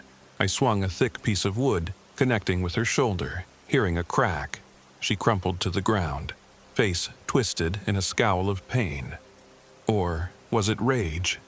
The chanting voices in the air seemed to intensify as though the forest was screaming. At that moment, I noticed a canister of lighter fluid from my supplies had been knocked to the ground. In the chaos of the night, I'd grabbed it to keep the fire going. It lay about 10 feet away. I recalled a wild, desperate thought from my nightmares. Burn it. Burn the tree. If the tree was fueling this horror, maybe fire would destroy it, or break the curse, or whatever madness had infested these woods. Mia, or the thing inside her, was pushing herself up, sap still oozing from the wound. She turned her head, cracked her neck. Her eyes locked on me. I dove for the canister, ripped off the lid, and ran toward the massive trunk. The sense of malevolence there was suffocating, as if something ancient and furious dwelled inside the bark. I doused the trunk with the fluid, soaking as much as I could in a wide arc. Mia let out a shriek behind me, charging forward. Just as I flicked my lighter, she crashed into me, knocking me to the ground. The lighter flew from my hand, landing a few feet away. The thick odor of lighter fluid burned my nostrils. She pinned my wrists, face inches from mine. I smelled rot on her breath. Her eyes were wide, black voids. "You took its eyes," the layered voices hissed, each word an echo. I fought to free my wrists, panic flooding every cell of my body. Her nails dug into my skin, drawing blood. With a last burst of adrenaline, I twisted sideways, unbalancing her.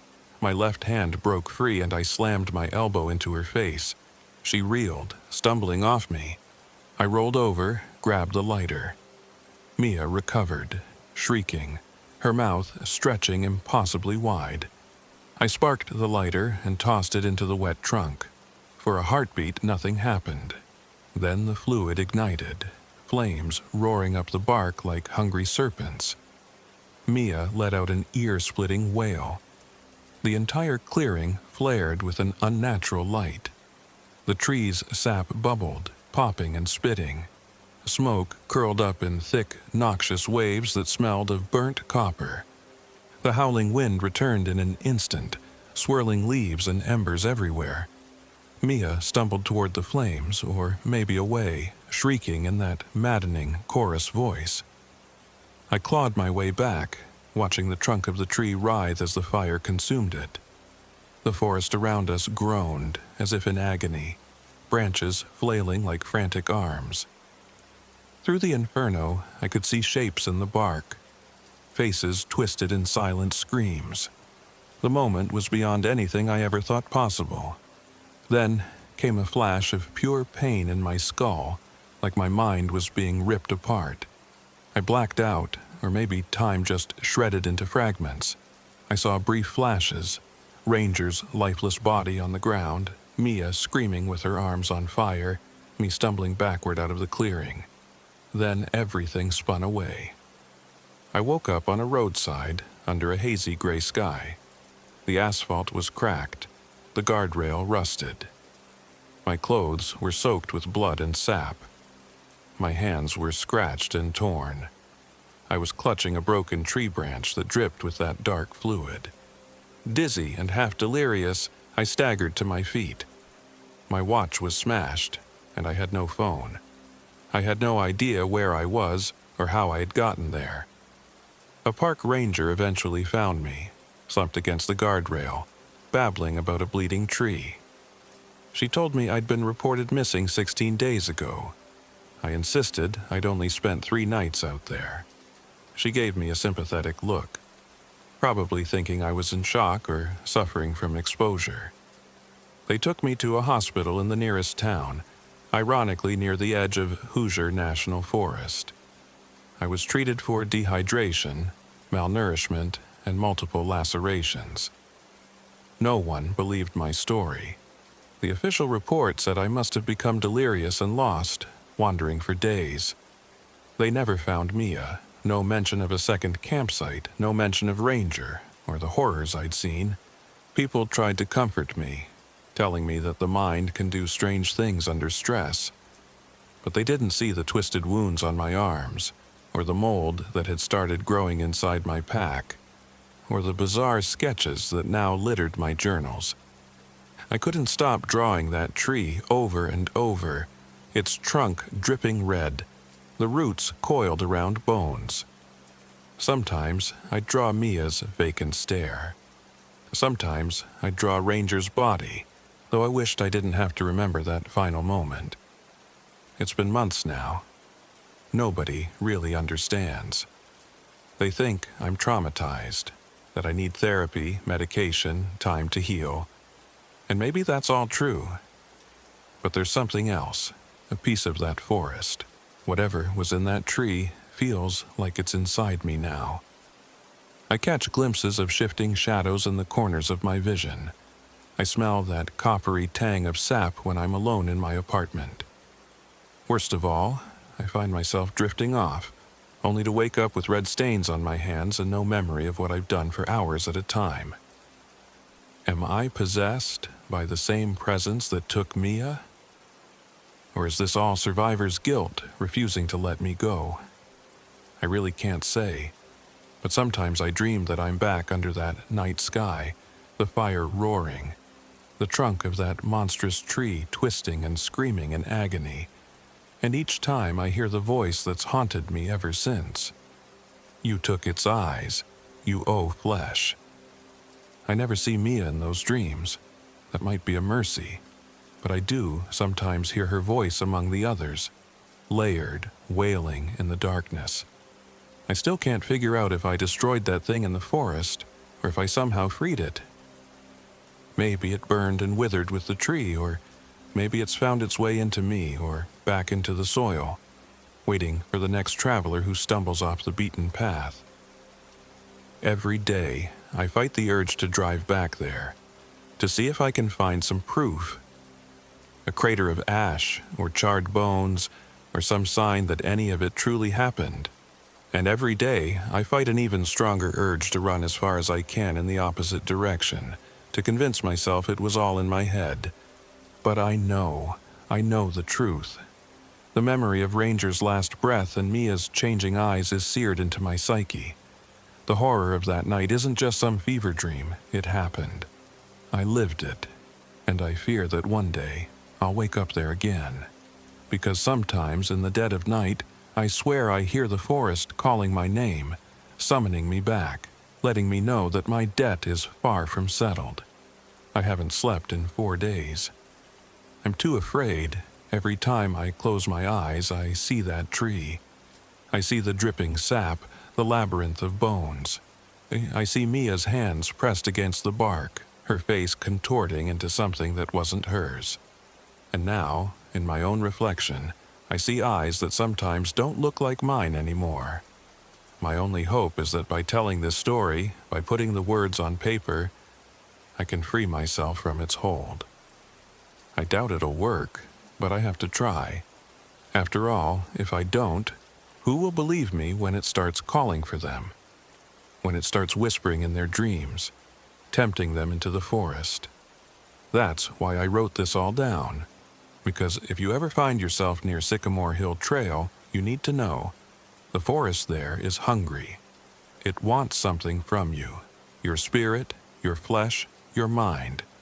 Maybe all of the above. And once you cross that threshold, once you hear that silent humming in the branches and taste that coppery tang on the air, it might already be too late. As for me, I try to keep busy. Sometimes I still illustrate book covers or do freelance designs. But each time I pick up a pencil, my hand draws the same image. The bleeding tree, towering high, with Mia kneeling at its base and Ranger lying still. This obsession won't let me go. I fear it never will. Maybe that's the price for surviving. Maybe the forest let me go on purpose so I could be its messenger. Or maybe I just got lucky. Either way, there's no comfort in my existence now. No sense of closure. Just a constant dread that someday, maybe tomorrow, maybe next week, or next year, I'll find myself standing at the edge of those woods again, and this time, there will be no escape. Because I owe it eyes, I owe it flesh, and in the end, we all do.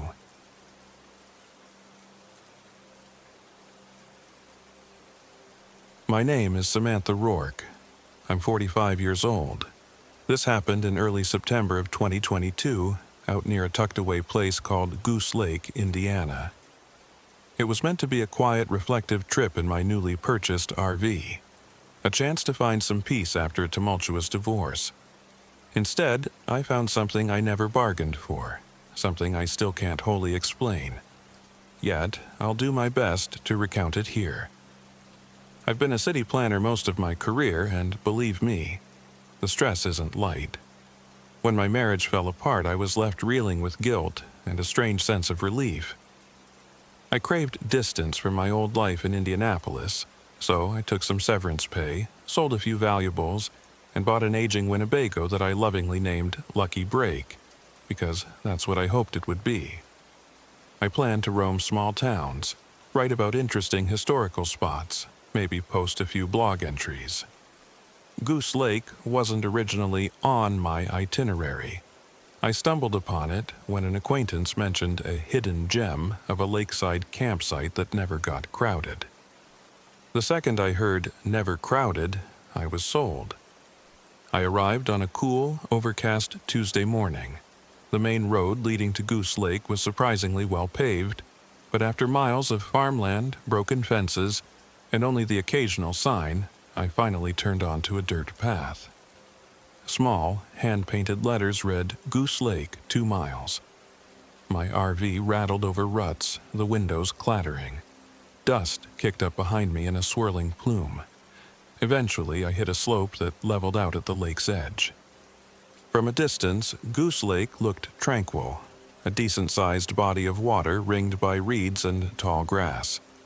The shore was mostly mud, dotted by a few scraggly trees, their gnarled roots exposed by erosion.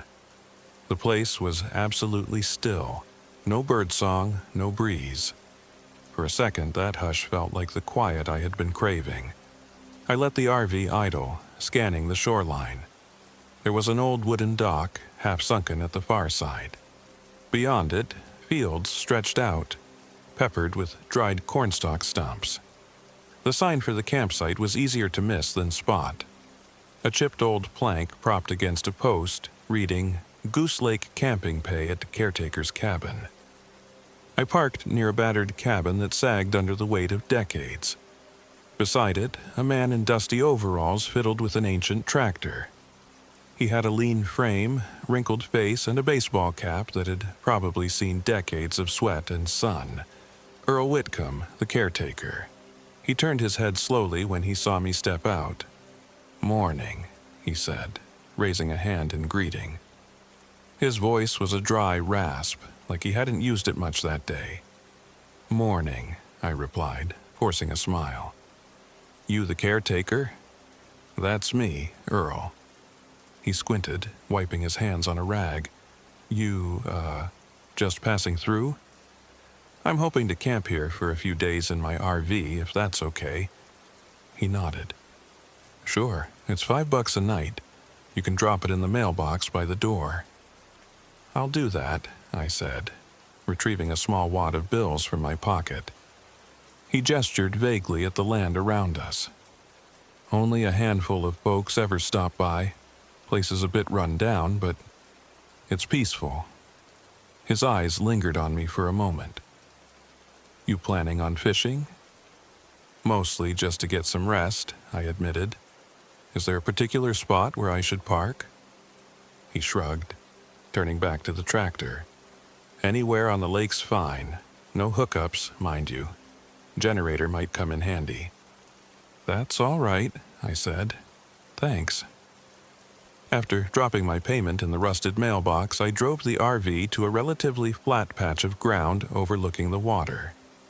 The entire time I felt Earl's gaze on my back, that silent, appraising stare. When I glanced over, though, he was hunched over the tractor again, working away.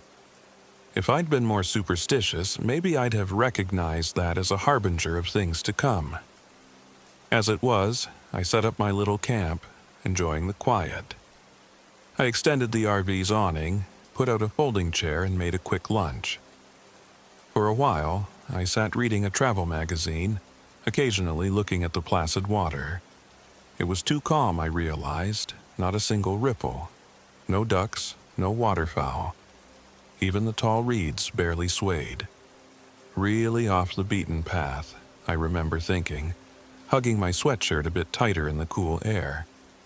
I ended up dozing in my chair. When I woke, I discovered the sky had gone from gray to a dingy yellowish hue, like old parchment.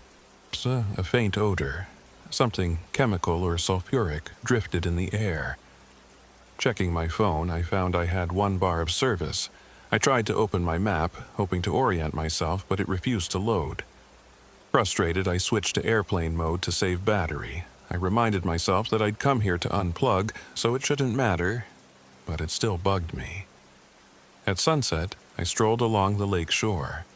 The ground squished underfoot, leaving my sneakers caked with black mud that smelled foul. On the far side of the lake, I could see farmland. Broad, empty fields with a few rotted fence posts. No farmhouse, no sign of life, just those fields reaching for miles. Suddenly, I spotted someone walking at the water's edge. Well, more like standing. From this distance, I couldn't make out features, just a lean figure with short hair, possibly a woman. When I waved, she didn't respond. Then she vanished around a bend of tall reeds. I felt a strange, hollow chill, as though the air had turned cold in an instant. Brushing it off, I headed back to the RV. That night, my generator sputtered and died an hour after I started it. I sighed, hauled open the access panel, and fiddled with wires. The battery read as partially charged, no glaring issues. Nevertheless, it refused to start again. I tried not to panic. Mechanical glitches are normal in used RVs, right? I was prepared for roughing it. I decided to wait until morning to troubleshoot further. I ended up using a battery-powered lantern inside. Lying in my bed, I stared at the ceiling, listening to the unnatural quiet. Once, I swore I heard a dull tapping on the side of the RV. I flicked the lantern on, heart pounding, but the sound was gone. I found no footprints or signs of animals outside. Feeling foolish, I crawled back into bed. Could have been a branch swaying in the wind, though there was no noticeable wind. Eventually, I fell asleep, dreaming of my ex-husband, Neil, complaining about how I never learned to do anything useful. Strange how stress dredges up old arguments. Dawn arrived with that same pallid sunlight, made hazy by thin clouds. I forced myself up, made coffee on the small propane stove, and tried the generator. It rattled, but wouldn't turn over. Grumbling, I decided to walk back towards Earl's cabin and see if he had any advice, or even a jump starter. Following the lake's perimeter, I eventually saw him leaning against his tractor. smoking a cigarette. "Morning," I said. "Generator's giving me trouble." He shrugged. "Reckon that's not uncommon for older rigs. Could be the spark plug." "I might check that." I paused. "Quiet place you've got here. I slept okay, but something might have been knocking on the RV last night." Earl gave a half smile. "Critters. Could be anything." I wasn't sure if he was brushing me off, or if that was just his way. "I'm gonna stick around a bit, maybe explore. Are there good trails around here?" His eyes shifted. "Not exactly. If you go beyond the farmland, you'll see a few old paths. But land out that way, well, folks don't tend to come back with good stories." I laughed nervously. "What, is it haunted?" To my surprise, he didn't laugh. "Ain't my place to say. I just fix the tractor, keep the campsite open. But watch yourself out there." We chatted a little longer. Then he said he had no real tools for an RV generator. I thanked him anyway and headed back. I spent half the morning fiddling, eventually managing to get it to start, briefly. When I fired it up, it coughed out black smoke, then hissed to silence. Wonderful. So I rummaged my fridge for perishables, mindful they could go bad if I didn't have steady power. I decided to eat what I could and hoped to fix the generator fully the next day. After lunch, I felt restless. A glance at the water showed that same eerie stillness. No breeze, no wildlife. I saw footprints in the mud that might have been mine. Some looked bigger, but it was hard to tell. I decided to scout the farmland, see if the roads connected to a small town. Maybe I could buy supplies or find a place to charge my phone. So I hopped in the driver's seat, turned the ignition, and the RV refused to start. It was the strangest thing. The engine had worked fine yesterday, but now the battery was drained. I fiddled with the key again. The radio sputtered static, then died. The overhead lights dimmed. I cursed under my breath. The day was quickly shaping up to be a fiasco. No generator, no functioning engine, and minimal phone battery. Determined not to panic, I grabbed a few tools and started checking the fuses. All intact.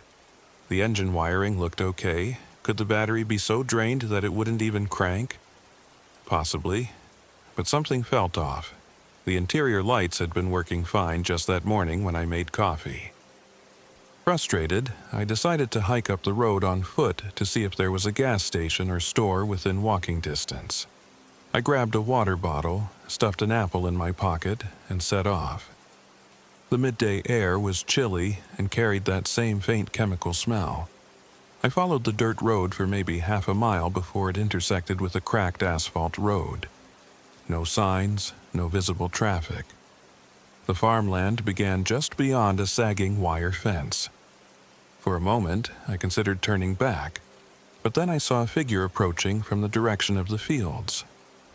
As the person got closer, I realized it was a woman around my age, wearing worn jeans and a flannel jacket. She carried a small basket, likely for produce. She smiled when she saw me. "Hi there," she called. "You lost?" "Sort of," I admitted. "I was hoping to find a town or gas station." She chuckled. "Town's about 8 miles that way." She pointed up the cracked asphalt. "But you won't find much. The convenience store closed last year. You on foot?" I explained my RV predicament. Dead generator, dead battery. She nodded sympathetically. "You're at Goose Lake, right?" "I live in a small cabin just beyond these fields. Name's Mara Sullivan." "Samantha Rourke, but call me Sam. Nice to meet you." She motioned to the basket of vegetables. "I can give you some produce if you like. Most folks around here keep small gardens." "That's kind of you, but you don't have to." "No trouble. I'm used to bigger harvests anyway." We walked together briefly, chatting about how quiet the area was. Mara mentioned she'd lived out here for 2 years, drawn by the cheap land and solitude. "Something about Indiana farmland calls to me," she said. The soil's unique. A strange statement, but she was smiling softly, so I assumed she meant it in a poetic sense. I asked her about Earl. She said he was a local fixture, caretaker of the campsite for ages, not known for conversation. Then I asked about the farmland. Whose is it? I wondered, eyeing the tilled but abandoned-looking expanse. She shrugged. It's complicated. Used to be a small community out this way. They left or died out. Land changed hands. These days, no one really farms it. Just sits empty. She offered to let me charge my phone at her cabin. That sounded too good to pass up, so I followed her through a simple wooden gate into the fields. The ground felt uneven, overgrown with thin weeds that scratched at my ankles. Rows of old cornstalk stubs dotted the soil, as if a harvest had been abandoned mid-season. There were no birds in the air, no insects buzzing, no rustling beyond our footsteps. The quiet pressed in, thick and heavy. Halfway across the field, the sky darkened as though a storm cloud had passed overhead, but I saw none. Mara frowned, scanning the horizon. Might be a squall coming, she said. We should hurry. We walked faster, but the field seemed larger than it looked. I found myself short of breath, my legs burning. I tried making conversation, but Mara had gone tense, keeping her gaze forward. At last, we reached the edge, where a narrow dirt path led to a modest cabin under a towering oak tree. The wood siding was in better shape than Earl's cabin, and there was a small vegetable garden by the porch. Mara showed me inside. It was cozy, though dim, no lights on, aside from a single lantern in the corner. Lost power last night, she explained with an apologetic laugh. Haven't had a chance to figure out the generator. She pointed to a tiny side table with an outlet. There was a small battery bank. Might have some juice left in that. I eagerly plugged in my phone. The battery icon blinked to life, showing 20%. Better than nothing. Mara offered me a chair, some water, and we made awkward small talk. She asked what brought me here. When I mentioned my divorce, she nodded sadly. I know how that can be. Out here, I wanted to start over too. She paused, glancing out the window at the gloom. Sometimes, though, the land doesn't let you rest. I asked what she meant. She hesitated, then said she'd heard old stories about the farmland. That a community once existed here decades ago, a few families who disappeared under odd circumstances. Locals whispered about a feud, maybe even a cult. She didn't have specifics. Mostly rumors, she said. But folks claim the land is cursed. I used to roll my eyes at that. Now, not so much. My phone buzzed in my hand. I glanced down. No signal for calls, but a text from a friend had randomly come through. Where are you? Haven't heard from you. It was time-stamped from 2 days before, even though I'd only left town yesterday. I stared, unsettled, but typed back a quick response. It failed to send. Great, just great. When I left the cabin, phone at about 30% battery, Mara insisted on giving me a few vegetables. Carrots, squash, some tomatoes. Can't let you starve, she joked weakly. We parted ways at the edge of the field. And Sam, she said, her voice lowered, just don't go wandering in those fields at night, all right? People swear it changes once it's dark. I walked back the same route, but the sense of distance was warped. Sometimes I'd walk for several minutes and think I was nearing the gate, only to find I was still in the middle of the field. When I finally emerged, I realized over an hour had passed. My watch read 4:30, but it felt like I'd only walked 15, maybe 20 minutes. My skin prickled with goosebumps. Back at the lake, I found my RV just as I'd left it. No footprints. No sign of Earl or the figure I saw the previous evening. I popped inside, put the vegetables in the fridge, ignoring the risk of them spoiling without power, and tried the ignition again. Nothing. No crank, no lights, even the overhead LEDs wouldn't turn on. Yet my phone, ironically, still had battery. The sun was low, painting the sky in an uneasy orange glow. I made myself a sandwich and sat on the RV step, gazing at the silent lake. A sense of oppressive loneliness draped over me. I second-guessed my entire decision to come here. If only I'd chosen a more populated campground. If only I'd planned better. If only... A sound interrupted my thoughts. Heavy footsteps squishing in the mud. I looked up to see a uniformed man with a badge approaching. County Sheriff's deputy, I presumed. He was broad-shouldered, probably in his 40s, wearing an expression that was neither friendly nor hostile. He tipped his hat as he neared. "Afternoon, ma'am. Name's Deputy Halloran. I saw your RV from the road. Everything all right?" "Hi, yeah, just a bit stuck. My vehicle won't start," I said, introducing myself. He nodded, arms folding. "Been out here long?" "Since yesterday morning. Anyone else with you?" "No, just me." He glanced around, then said, "You might want to consider towing it out. This area can be unpredictable." I half laughed. "So I've heard." Then, trying not to sound desperate, I asked if he had jumper cables or knew someone who could tow. He gave me an odd look. "Not sure that'd help, but I can check with the station. We're understaffed, though. Could be a day or two before we can get a tow out here. Meantime, you sure you'll be okay?" "Do I have a choice?" I asked, attempting a grin.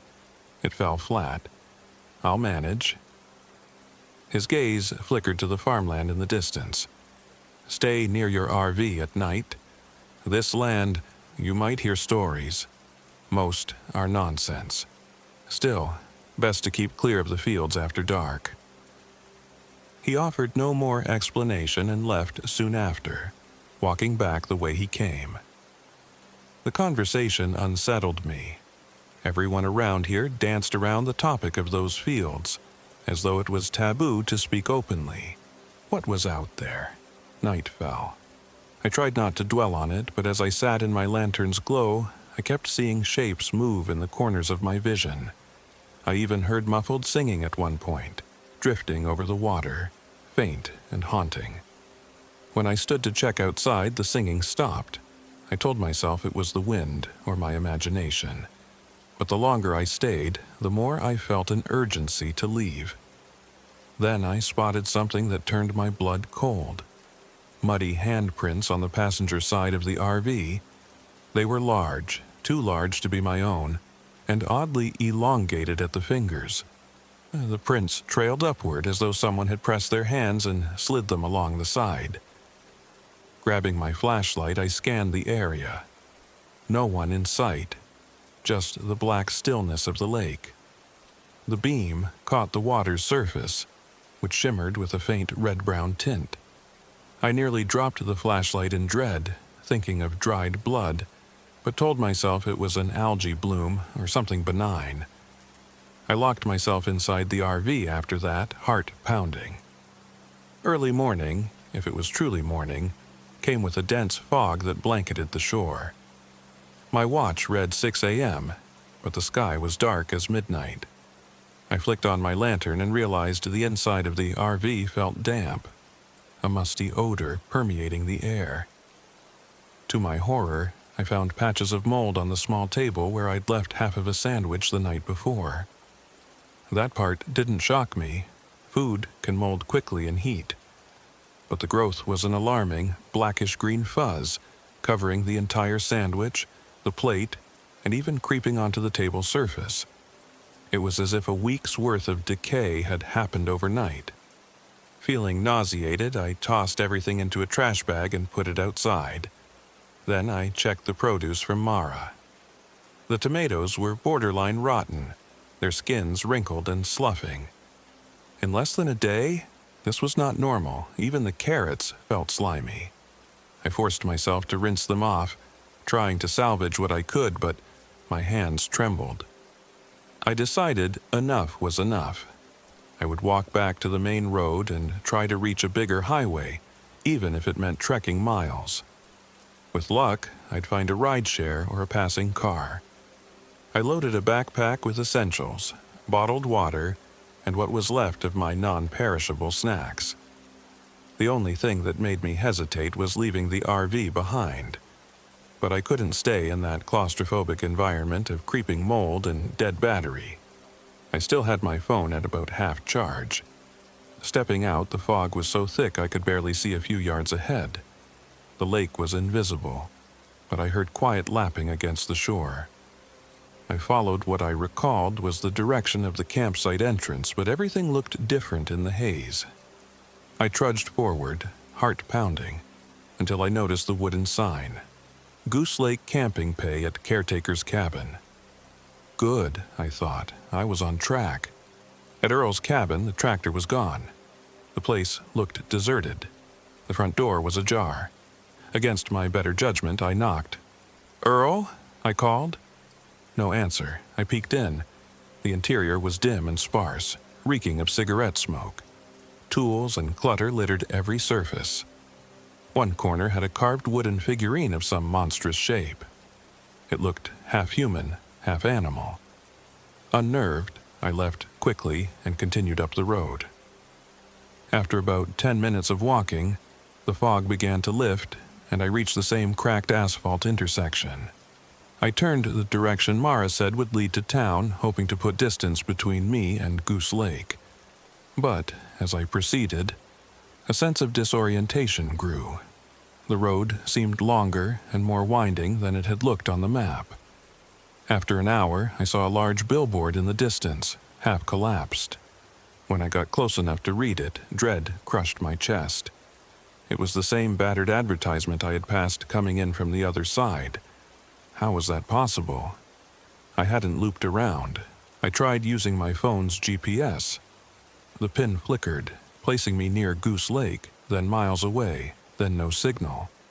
I walked faster, only to end up passing a rusted tractor hulk in a field that I could have sworn I had seen 30 minutes earlier.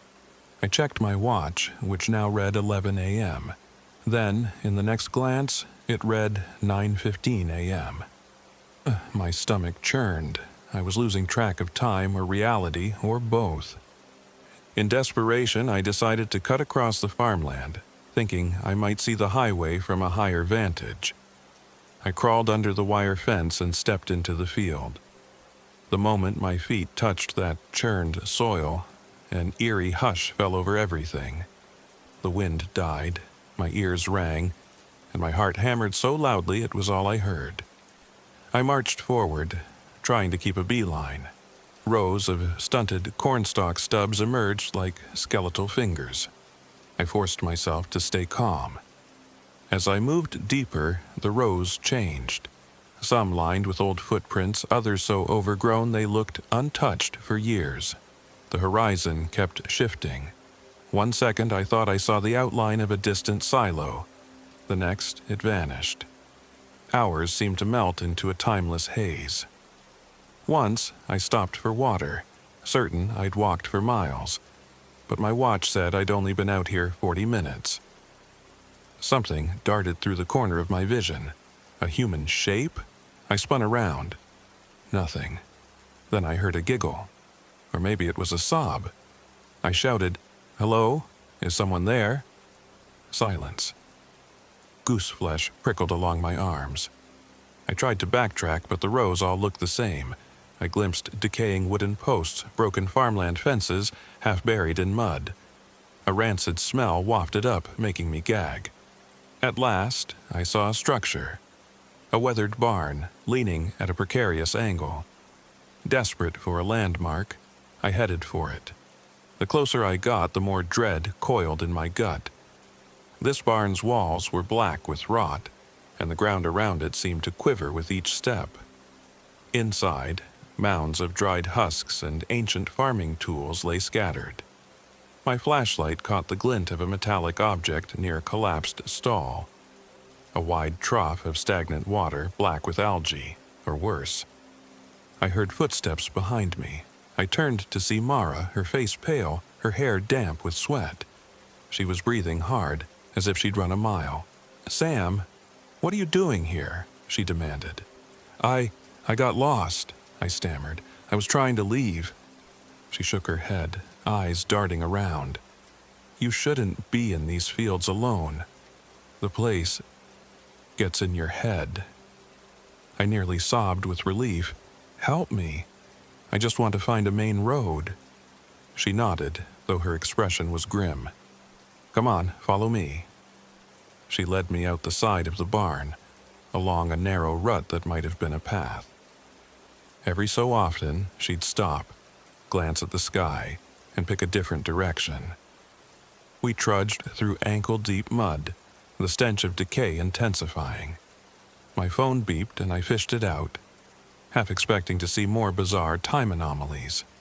Instead, a single new text: "Don't go to the fields at night. No sender, no signal." My blood ran cold. Mara guided me over a low rise, and suddenly we emerged at the edge of the farmland. I could see Goose Lake about 100 yards away. My relief evaporated, replaced by dismay. We were back at the lake? After all that walking, we'd made a giant circle. Mara's shoulders sagged. "Sorry," she whispered, voice trembling. "It's like it doesn't let people leave easily." I wanted to scream. Instead, I trudged the short distance back to my RV, the physical exhaustion mixing with a deep sense of futility. Mara followed, seeming as lost as I was. Near the RV, we both stopped short, exchanging horrified looks. The vehicle's exterior was streaked with more muddy handprints. The door was open, though I was certain I'd locked it. Inside, items were tossed around, cupboards flung open. A wet trail of footprints led from the door to the bedroom nook and then vanished. I searched the entire RV but found no one. Mara helped me clean up the mess. She seemed oddly stoic. When I looked at her with confusion, she only said, "I've seen worse." We found that half my remaining snacks were rotted, the wrappers crinkled and moldy. Even my water supply smelled foul. I felt a surge of panic. How would I survive out here with nothing good left to eat or drink? By evening, Mara said she should return to her cabin before dark. I begged her to stay, but she insisted. "My generator might work again. I need to check it. I'll come back tomorrow, bring you more supplies." She hesitated at the threshold. "Don't wander into the fields. Promise me?" "I promise," I said, though tears were forming in my eyes. She vanished into the dusk, leaving me alone again. That night was the worst yet. The temperature plummeted, and an unnatural wind battered the RV, howling like a wounded animal. I cowered inside, lantern flickering. I heard distinct footsteps circling the RV, tapping on windows. At one point, the entire vehicle shuddered, as if something massive had brushed against it. I yanked the blinds shut, covering my ears. The moldy smell was so thick that my throat burned. I found a rag to press against my mouth. Sometime later, I must have dozed off, because I was jolted awake by a piercing scream outside. I scrambled for my flashlight, heart hammering. Peeking out a window, I saw no one. But the screaming continued, like multiple voices blended together. My skin crawled. Steeling myself, I flung the RV door open, stepping out into the savage wind. The sky was pitch black, except for a sickly orange glow near the horizon, as if a fire burned somewhere far away. The screams echoed again, coming from the direction of the farmland. I couldn't see anything but shifting shadows. "Mara!" I yelled, in case it was her. No response. The wind abruptly died, leaving a suffocating silence. I backed away towards the RV, then froze. In the distance, near the gate to the farmland, I saw a figure. It stood perfectly still, watching me. I pointed my flashlight. Empty space. the figure was gone. Inside, I locked the door and spent the rest of the night in a near-fugue state, hugging myself, listening to my ragged breathing. Around dawn, exhaustion dragged me under for a few hours. I woke to dull sunlight and the rasp of knuckles on the RV door. I jumped, heart in my throat. "Who is it?" "It's Deputy Halloran," came the reply. Cautiously, I unlatched the door. He stood there, expression grim. "We got a call from someone saying they heard screams near Goose Lake last night." I stared at him. "There's no phone signal. Who would have called you?" He didn't answer directly, just asked if I was hurt. I said no, only terrified. I explained everything that had been happening. The rotting supplies, the footprints, the laughter in the fields. He listened with a stern face. Then he said, "Pack what you need. I'll drive you to the station.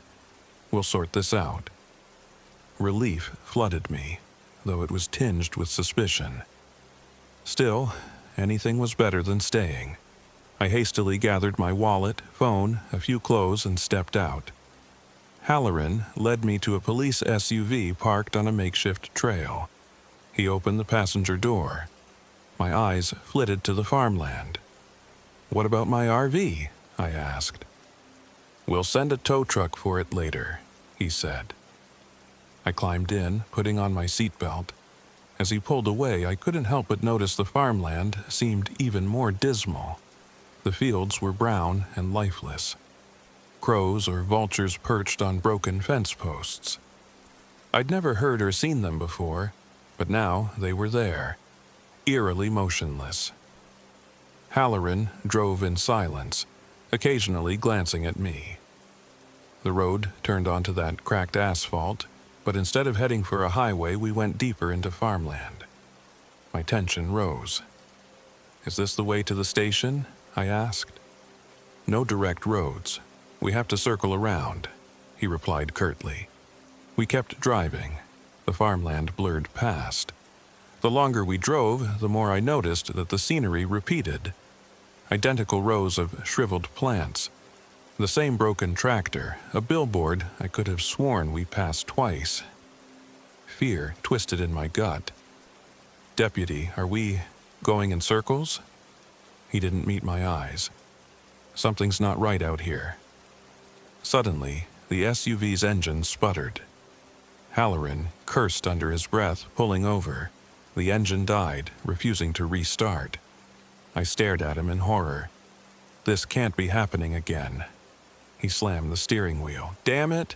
The station's not far. Must be a mile or two. We'll walk." We got out, the air heavy and still.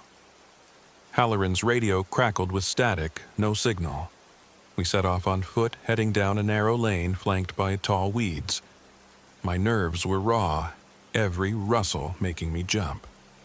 Halloran kept a hand near his holster, scanning the surroundings. After what felt like forever, we spotted a building in the distance. As we drew closer, my stomach sank. It wasn't the police station. It was a small homestead, 2 stories, battered siding, broken windows. It looked abandoned. Halloran scowled. "It's not supposed to be here," he muttered half to himself. "I know this area. That house was torn down years ago." I swallowed. The front door was ajar. A tattered curtain fluttered. Halloran motioned for me to stay back, then approached. His footsteps on the creaking porch were unnaturally loud in the hush. I stood a few yards away, hugging myself against the chill. He peeked inside and quickly backed out, looking rattled. "What is it?" I asked, voice trembling. He shook his head. "There's footprints in the dust, recently made, more than one set." My heart pounded. I wanted to leave, but Halloran insisted we check if someone inside needed help. Against every screaming instinct, I followed him into the gloom. The interior reeked of mold and rotted wood, the floor sagging in places. Old furniture was strewn about, and black mildew stained the walls. Our flashlights swept across dusty halls. Suddenly, I saw a shape dart by a doorway, human in size. Halloran drew his gun. "Police!" he shouted. We hurried after the figure, weaving through narrow corridors. The house seemed bigger inside than out, a labyrinth of peeling wallpaper and broken doors. At last, we burst into a back room. A figure stood at the far corner, turned away from us. I recognized the flannel jacket and short hair. "Mara?" I gasped. She slowly turned, eyes vacant. "Sam," she whispered. Her face was pale, lips cracked, hands trembling. "I couldn't leave. I tried. The fields, they change when you're not looking." Halloran aimed his gun at the floor, uncertain. "Ma'am, are you hurt?" She shook her head slowly, eyes flicking to me. "They want us to stay." A sudden crash echoed behind me. I spun around to see the silhouette of a tall, gaunt figure in the doorway. Earl. At least, it looked like Earl, but his eyes were shadowed, and his mouth hung slightly open. Mud covered his clothes. Halloran stepped forward, gun raised. "Earl, get on the ground." Earl stared, unblinking, then took a step forward, arms twitching. Halloran repeated the command, voice shaking. Earl's mouth quivered. Then he let out a guttural howl, launching toward Halloran. A shot rang out. Earl staggered but didn't drop. Mara screamed. I froze, adrenaline blasting through me. In the chaos, I glimpsed the floor flickering like a mirage. The boards beneath Earl's feet looked half-transparent, revealing swirling mud or water below. Another shot. Earl collapsed with a moan, thick black fluid seeping from him. Halloran lowered his weapon, chest heaving. "What the hell?" he muttered. Mara clutched my arm, trembling. "We need to get out before they all come."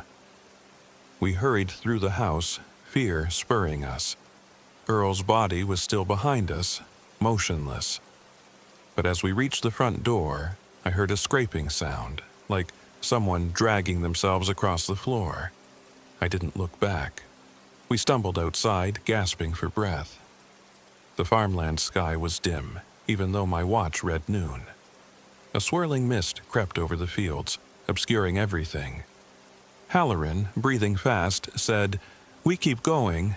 This place it's not real, or not normal." Mara nodded, still shaking. We pressed forward, following a faint path that angled away from the house. We walked for what felt like hours, the farmland folding into itself. My phone's display read 2:17 p.m., then blinked to 1:05 p.m., then died. Nobody spoke. We shared the same grim understanding. We might never find the highway or the station in this twisted landscape. Finally, we heard water lapping. Emerging through a line of scraggly trees, we found ourselves on the opposite side of Goose Lake. My RV was barely visible across the water. Halloran cursed under his breath. "We're back here again?" Mara began crying softly. "I can't do this anymore." I felt the same despair, but Halloran grabbed my shoulder, eyes determined. "Look, we can circle around the lake, or maybe we can cross. We have to try something." We started around the shoreline. The mud was thick, each step a struggle. The water had a stagnant odor, flecks of dark algae swirling. Halfway around, Mara suddenly cried out and crumpled to her knees. "Mara!" I tried to pull her up, but she doubled over, face contorted in pain. She clutched her sides, then her eyes met mine. There was a vacant hunger there. Something was wrong. She gasped. "It's in me." Halloran aimed his flashlight at her, revealing black veins spiderwebbing across her neck. I recoiled in horror. She let out a low moan, pupils dilated. Her hand shot out, gripping my wrist with terrifying strength. "Sam," she rasped. "I'm sorry." She lurched upward, nearly knocking me down. Halloran tried to intervene, but Mara turned on him with a snarl, fingers bent like claws. In the struggle she shoved him into the lake, I heard him splashing, sputtering. Mara spun back to me, lips peeled back in a grotesque grin. Something in her eyes was no longer human. I stumbled, scooting backward along the muddy bank, adrenaline spiking. Mara advanced, dark fluid trickling from her nose. "We can't leave," she choked out. "The fields won't let us." She raised a rock as if to strike me. My mind screamed for me to move, but fear rooted me in place. A shot rang out. Mara jerked, the rock slipping from her hand. She looked down at a spreading stain on her chest, blackish red seeping through her flannel. Halloran emerged from the lake, drenched, gun trembling in his hand. "Ma'am," he gasped, voice choked. Mara turned, lips moving silently. Then she collapsed, body half submerged in the mud. Silence swallowed us. I sat there, shaking, tears flooding my eyes. Halloran dropped to one knee beside Mara, checking for a pulse. No response. I felt a wave of grief and revulsion. She had been my only friend out here, or something wearing her face had been. Halloran gently closed her eyes. Then he stood face pale. "I'm sorry," he whispered. She gave us no choice."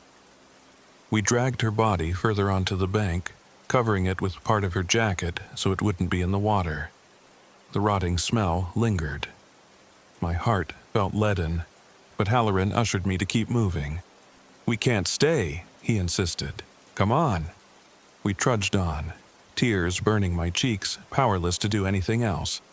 Eventually, we reached my RV. The door was still open, wind flapping the awning. Halloran stepped inside first. I followed, bracing myself. Inside, it was as we'd left it, except for one chilling change. Deep gouges in the walls, as if something with claws had raked them. My supplies were shredded. The lantern lay smashed on the floor. A wave of despair crashed over me. Halloran looked ready to break down, but he steadied himself, searching for anything salvageable.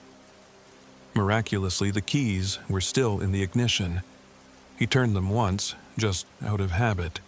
The engine coughed. We locked eyes, hope flickering. He tried again. It sputtered, roared, then died. "Damn it," he hissed. "We're so close." Without warning, the radio lit up, crackling static. A faint voice broke through. "DY there? Anyone?" Halloran lunged for the mic. "This is Deputy Halloran, State ID." He rattled off numbers, voice shaking. "We're at Goose Lake. Vehicle inoperable. Multiple casualties." Static.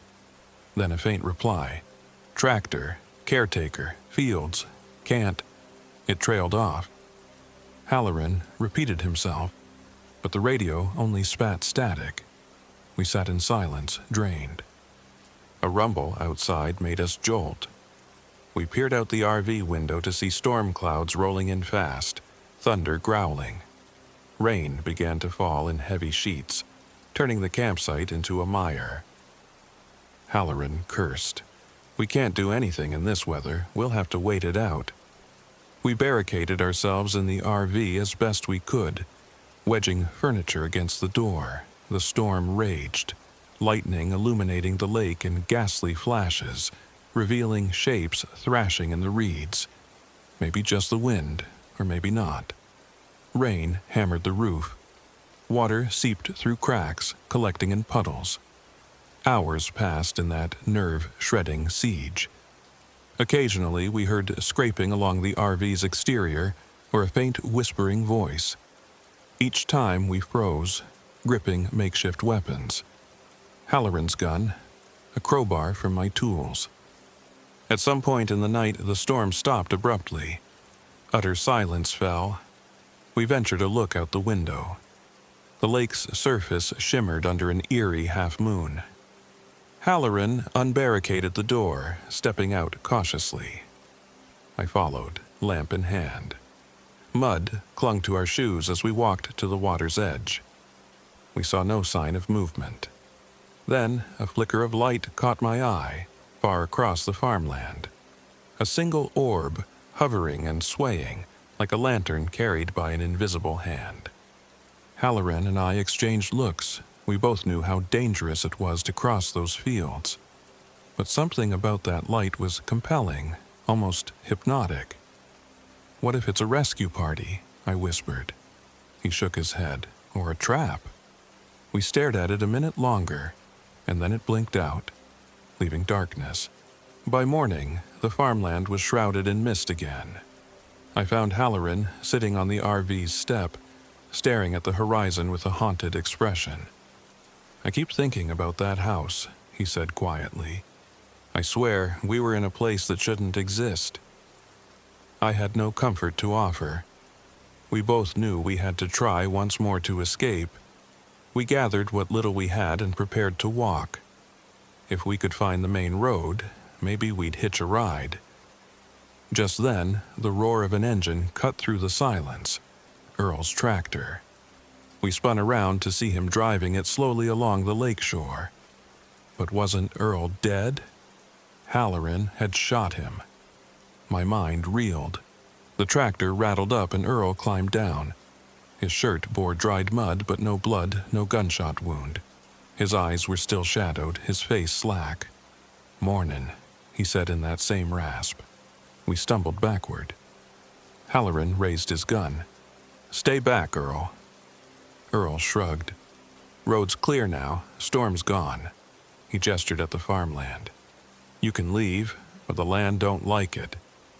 I was nearly hysterical. "What do you want from us? Why is this happening?" He just stared.